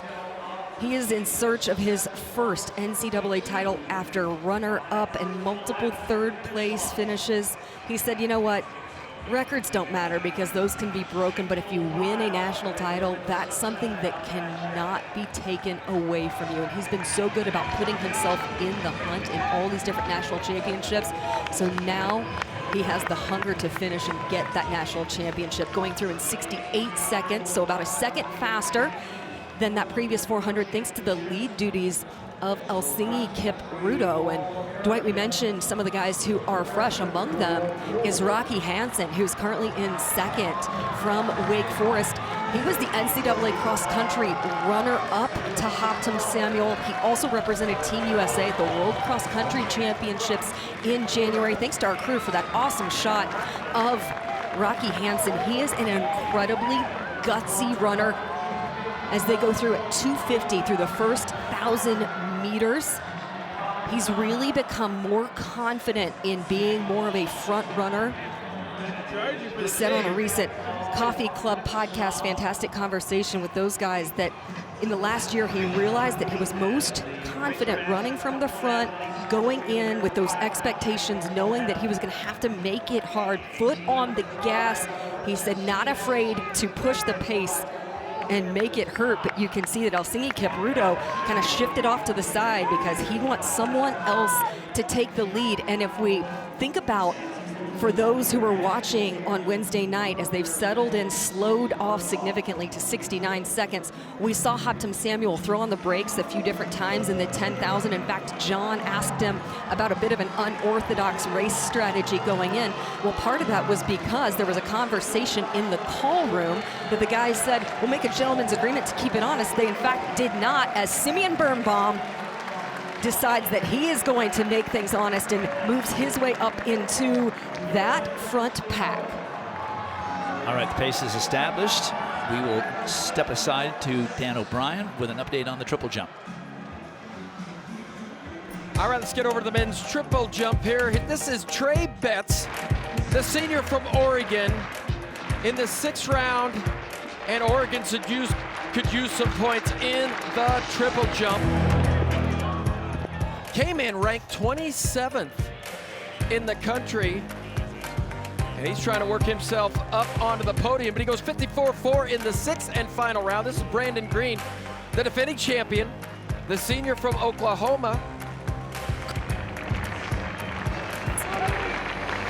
as he would try to hold on to his lead.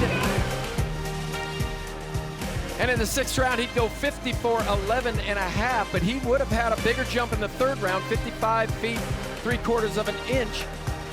And then the freshman from Oklahoma State would make his presence felt in the 6th round. Kevin Kemboy would stretch one out there just over the 53-foot line, 53-1 and a half. But he would have a bigger jump in the 3rd round, 55-3 for Kemboy. But your winner today would be Selva Prabhu, the sophomore from Kansas State. He jumped 55.6 and a quarter in round 2 for the win. He was 5th at these championships last year, but talk about dominance in the horizontal jumps. Selva Prabhu takes the men's triple jump. Top Chikumba wins the men's long jump. Congratulations to Kansas State and Coach Travis Gifford. And Oregon, with the 4th place finish, gets 5 points out of the triple jump. If they get some placings here from Birnbaum and to Walt, they could actually pull this off. It's a long shot, but it is possible. Getting a great look now at Hoptum Samuel, who's trying to navigate his way up to the front. He's in that distinct turquoise jersey with the 17 on his hips. And mentioned how they were having some conversations in the 10,000. This happened in the 5,000 as well. You can see Hoptum's looking around. He got a little bit tripped up by the rest of the field as the pace slowed. So he's talking to these guys, got to give me some room to run here in the 10,000. It was because they were arguing over lead duties. There was an expectation that they were going to share some lead duties and try to keep that pace honest. And in fact, they didn't do that in the 10,000. So Hoptum Samuel's quickly calling the guys out to make sure everyone is staying honest. And here was that 10,000 meters. Helsinki Kipruto going on to the shoulder down the backstretch of Hoptum Samuel, but a immediate response from Hoptum to go to the outside has developed such decimating closing speed over the last year. Follows up NCAA titles in cross country this fall, a title this winter indoors in the 5,000. Now the 10,000 meter champion for the 2nd time in his career, and he wants to sweep the 10,000 and the 5,000. Sitting at about 6th place right now, out of trouble in the outside of lane 1, 63.3 last 400, so they're really starting to crank it up.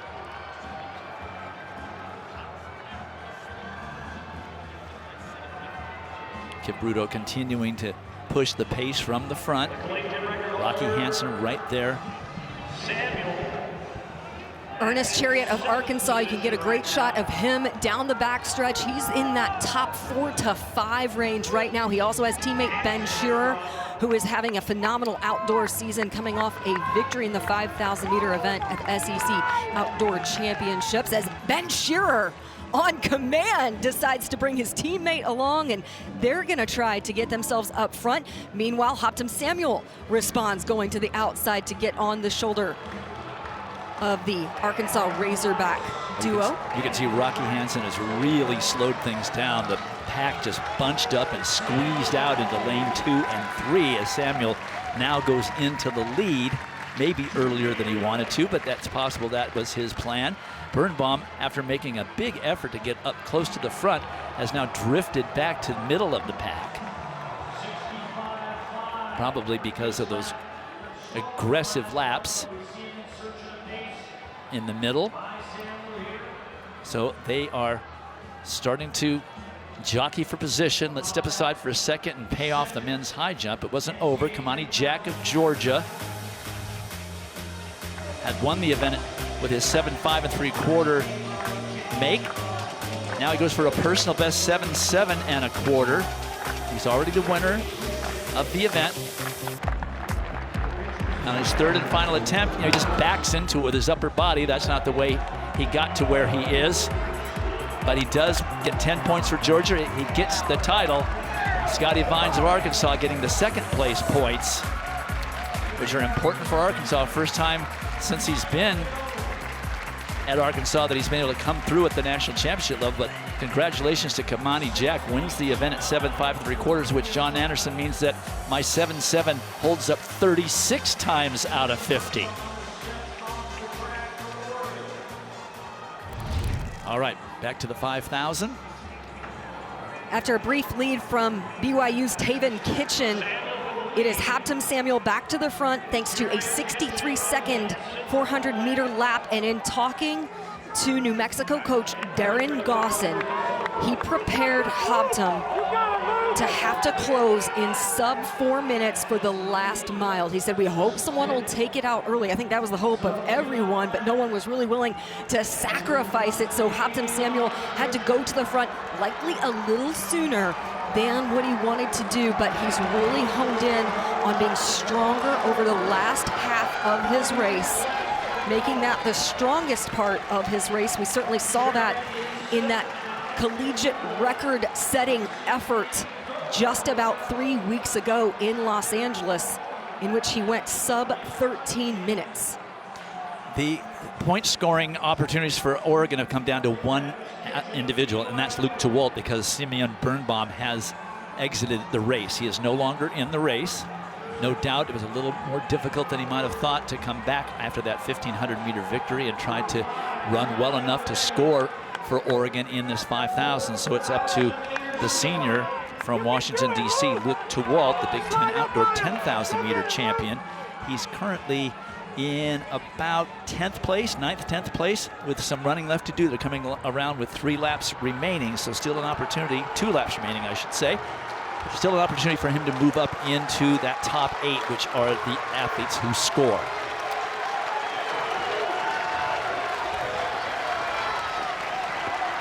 Ernest Chariot has really developed his shorter distance speed with the amount of 3,000s he ran indoors and becoming even sharper over 5,000 meters. He's really gained greater confidence in being able to close out these races in working with Arkansas distance coach Cale Wallace.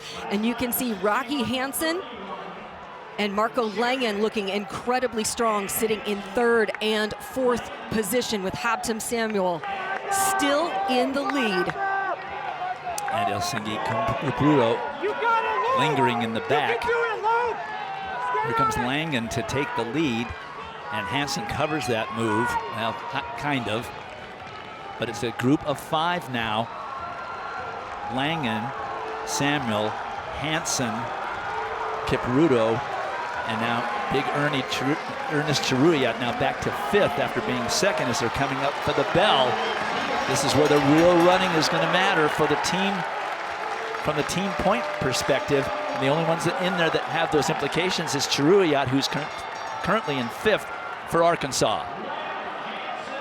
Marco Langen was in exceptional position on the last lap last year. He admitted he visualized the entire race and never at a point thought he was going to lose. There is Haptem Samuel with the response. Here comes Rocky Hansen as well. He moves exactly when Haptem Samuel does.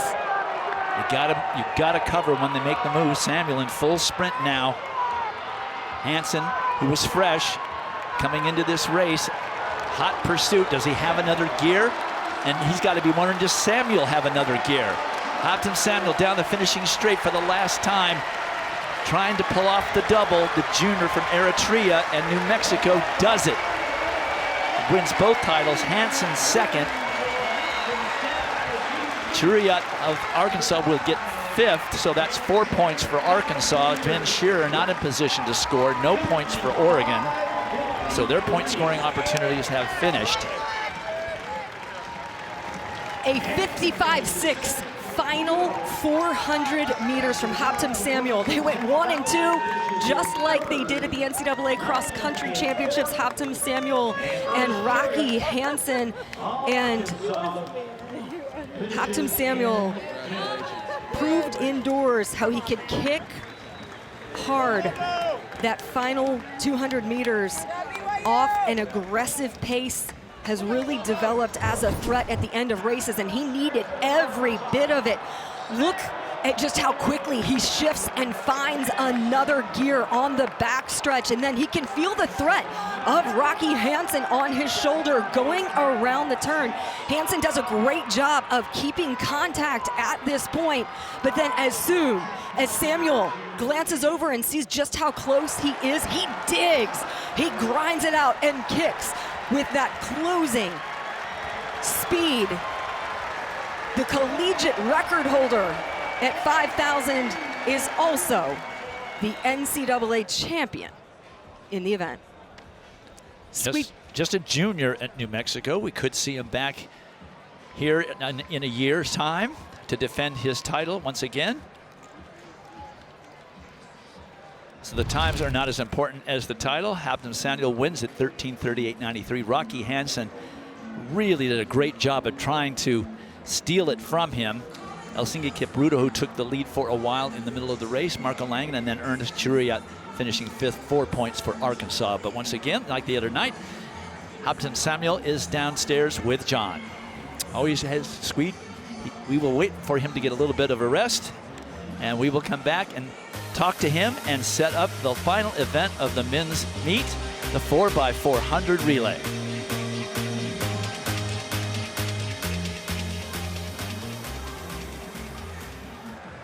Back here at the 2026 NCAA Outdoor Track and Field Championships, as you look at the end of the 5,000 meters, it's a familiar face in a familiar way. Hampton Samuel pulling away the double here this weekend, the 5 and the 10.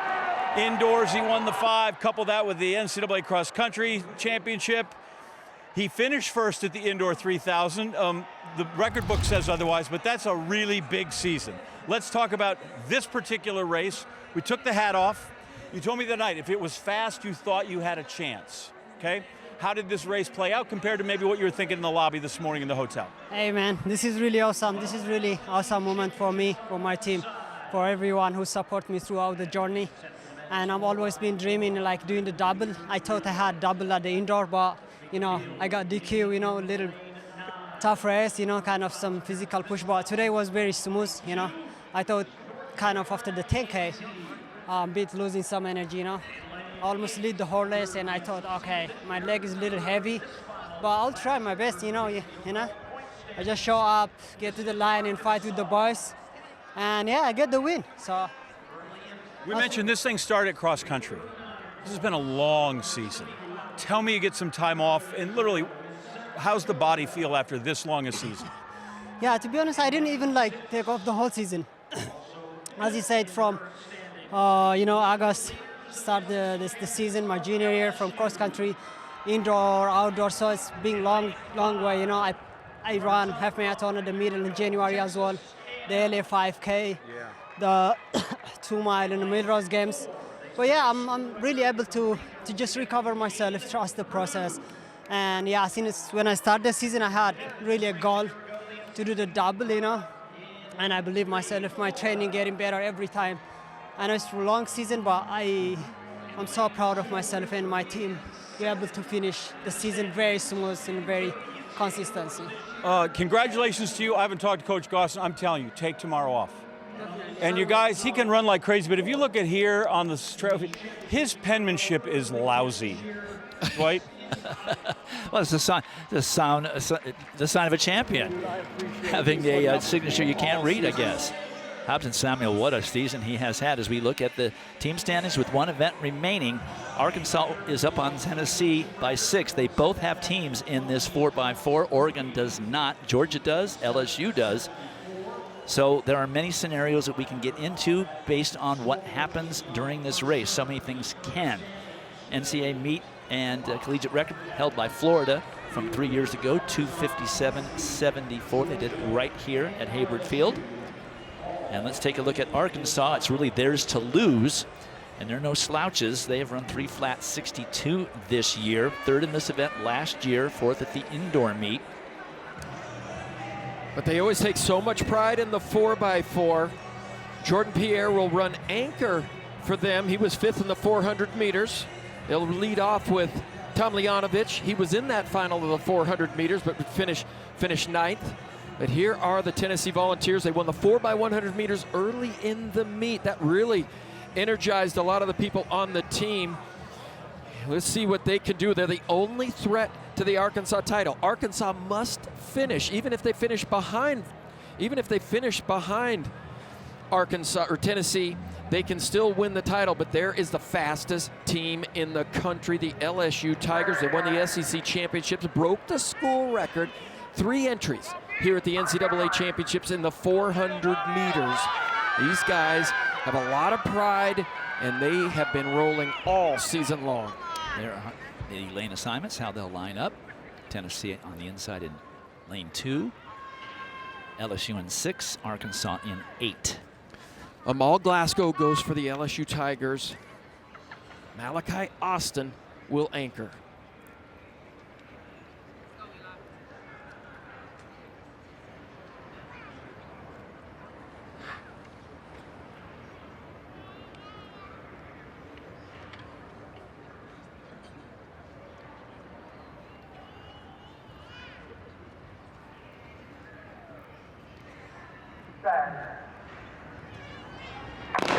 From the inside, Iowa, Tennessee, Florida. In the middle, Purdue, Texas A&M, and LSU. Then on the outside, Georgia, Arkansas, and North Carolina A&T. They will stay in their lanes through this first 400 meters. Hand off the baton. The outgoing runner will stay in the lane through the turn and then cut for the pole on the backstretch.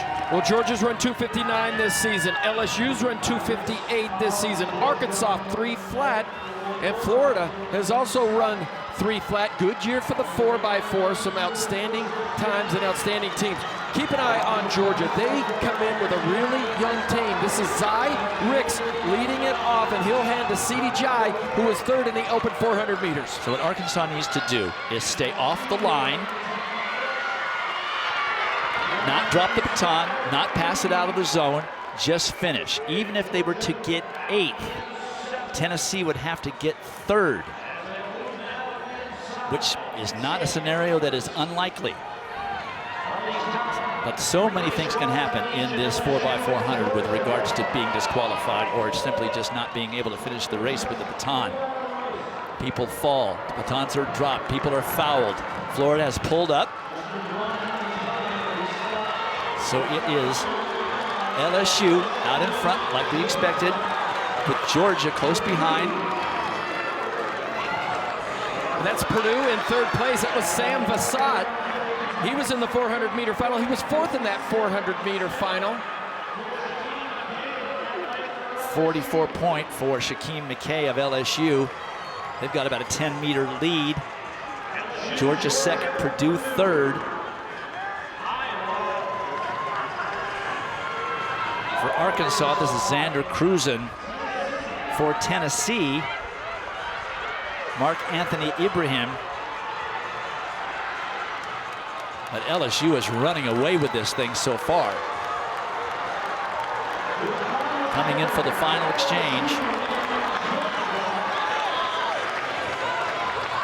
And for LSU, this is Malachi Austin. For Georgia, Jonathan Sims. Tennessee is ahead of Arkansas, but not by enough right now. There are 9 teams in this final. Only 8 will score. Tennessee is 7th, Arkansas 8th, now trying to move up. Well, keep an eye on the Georgia Bulldogs. That's Jonathan Sims, the freshman. He's had a fantastic season, and he does his best running from behind. We'll see if he can run down Malachi Austin from LSU. Here comes Sims. Is he going to run out of real estate? Georgia wins it. LSU 2nd. Arkansas ends up 3rd with a great last leg by Jordan Pierre. 43 flat on anchor for Sims. 2:57.93. That is a new school record by a lot for Georgia in the victory. LSU also under 2:58, which is a school record for them. And Arkansas breaks 3 flat. And with that 3rd place finish, absence any protests or fouls or anything else, I see no yellow flags, Arkansas has won the men's team title for the first time at the NCAA championships in 23 years. Well, let's take a look at that time by Jonathan Sims. He's getting mobbed now by his Georgia teammates. 42.99 for the freshman from Georgia. But look at that, Zyrix, a sophomore, Sidi Jai, a freshman, London Costin, a sophomore, Jonathan Sims, a freshman. 2:57.93 by Georgia, and what a way to cap a freshman season. Jonathan Sims absolutely a great season here. That's just 0.2 of a second off of the collegiate record by Florida 3 years ago. Sims was second in the open 400 meters, and now that 4x4 team takes the national title. And they'll get a chance to see the Georgia women tomorrow try to win the team title. Exciting stuff, though. Arkansas just did what they do, just pecked their way all the way through 2 days, got people into the finals, scored enough points to win this. Here's the first exchange.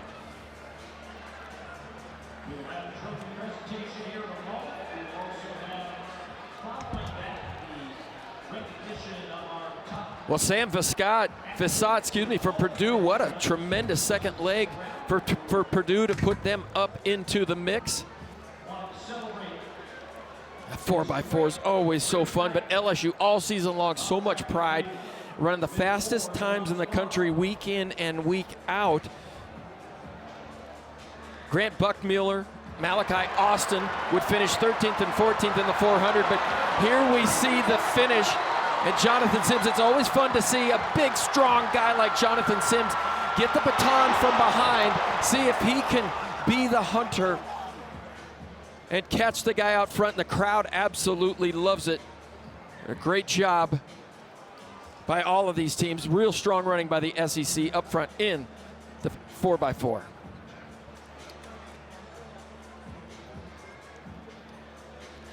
So school records for Georgia, LSU, Purdue,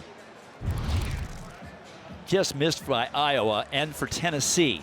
That's how good that 4x400 race was. 2 teams under 258. Georgia really moved up into second place on the team standings behind Arkansas, but Arkansas ends up winning the team title by 6. And as I said, first time for the Hogs, by 7 I should say, and first time for the Hogs in 23 years. They win conference championships like it's nothing. They win the indoor NCAA, but boy, this has been a really tough title for them to win on the men's side. Let's take a look at the team final results. Arkansas by 7 over Georgia, with Tennessee 3 back in third. LSU with 8 points in that 4x4 came all the way up to 42 and fourth place. Oregon with 40. They had no team in that final event. All the teams ahead of them did. Auburn, which had no points in that 4x100 relay, but they had champions in Jacoby Tharp and Kenensola Ajayi in the 100 meters. So congratulations with the Hogs finally. TJ Tomljanovic didn't do so great in the 400, but ran a fine opening leg for Arkansas. There is Jordan Pierre, who ran a great anchor to pull them all the way up from 7th to 3rd on the final leg. There is Scotty Vines, who finally has redeemed himself. His sophomore year, he gets second place at the NCAA championship. Certainly helped Arkansas. They won by 7, and Scotty has struggled in a couple of national championships not scoring, and he scores 8 for his team, and they won by 7. Well, Larry, you think about the timeline. Chris Bucknam steps down after the cross-country season. Doug Case takes over, and, you know, he said, I'm not going to do anything different. I just got to keep this bus on track. The formula is there. The formula is there. We have done it. We can do it. We just need to continue doing it. If it ain't broke, don't break it. Arkansas getting 14 points from the 800 yet again. Rivaldo Marshall and Tyrese Taylor being so clutch for their team's title hopes. Big Ernest Chariot, 10 points from him between the 10,000 and 5,000. A massive addition for that program to get him in this year. And just a really, you mentioned off top of the show, they're so deep. They have such a complete team. They took those points from every aspect of the track and the field to get them to this title. And you could have said, hey, this thing's over. Jelani Watkins didn't make the final in the 200 meters. I said they did it without Jelani Watkins in the 200. But they got points from Juriat Hughes, second place in the long jump. Big. It changed everybody's idea. This is the kind of Arkansas team we normally see. Somebody falters, somebody picks it up somewhere else. But they just haven't been able to do it this meet until now. 23 years until they've been able to do it, and they did it here in 2026 here in Eugene. They're getting the team together on the infield. Time to give the championship trophy to the Arkansas Razorbacks, and for that, we'll go downstairs to John Anderson. Thank you very much. And first, we want to say thank you to the University of Oregon and the NCAA for what a wonderful meet we had today. If you like great performances, great athletes, and great drama, we had it all for you here at the 2026 NCAA Outdoor Track and Field Championship. Cody Bruzek is part of the NCAA's Track and Field Committee. He's got a trophy. We've got Doug Case. Let's make the exchange. Coach Case, on behalf of the NCAA, our Sport Oversight Committee, want to say congratulations to you and the Arkansas Razorbacks on a beautiful team title.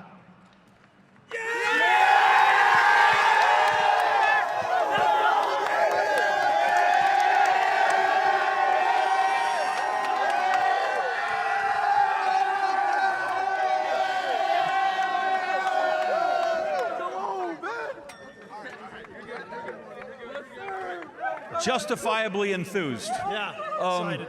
Your day starts with the 4x1 stick on the ground. And what went through your mind? I mean, it's not a good way to start any track meet, believe me. But then it was a fight. You know, it was a fight from that point on, the whole rest of the meet. And the guys stepped up and did it. Just tell me about the consistency and the resilience of this team. You don't get through in the 200, you find long jump points. You don't get through in the 4x1, you find high jump points, and how you pieced it together. You know, that's part of having a team, right? I've been saying all year we're good from the 100 to the 10K and the field events. So when something goes wrong, you got backup. You know, and we still had 10 scoring opportunities today when we walked into the meet, and I think everybody did a great job. It was a lot of fun. You're sitting there through the 4x4. What's going through your mind? Win it. Just win that thing. Let's end it right now. Let's win it. Arkansas is royalty in this sport. You're a blue blood. But more than 20 years since you took home the outdoor title. What's that mean to this university? Well, I mean, it was important. And everybody knew it. The guys knew it. The coaches knew it. The administrators knew it. And you know, we were here to fight to win this thing. And I can't say enough about our coaches and our athletes. Great effort. Across the board, great effort.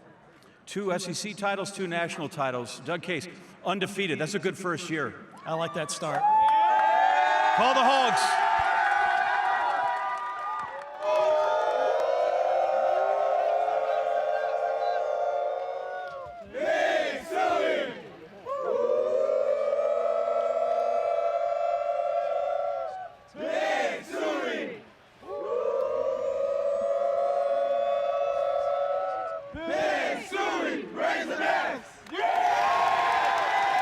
That's the first time they've been able to do that at this meet in 23 years. They certainly had the people to do it, and they managed to get them all to perform the way they needed to.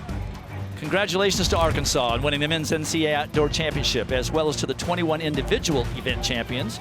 Join us tomorrow at 8 p.m. Eastern here on ESPN2 when the Women's NCAA Championship will be decided. Coverage begins at 2:30 on ESPN Plus with field event streaming.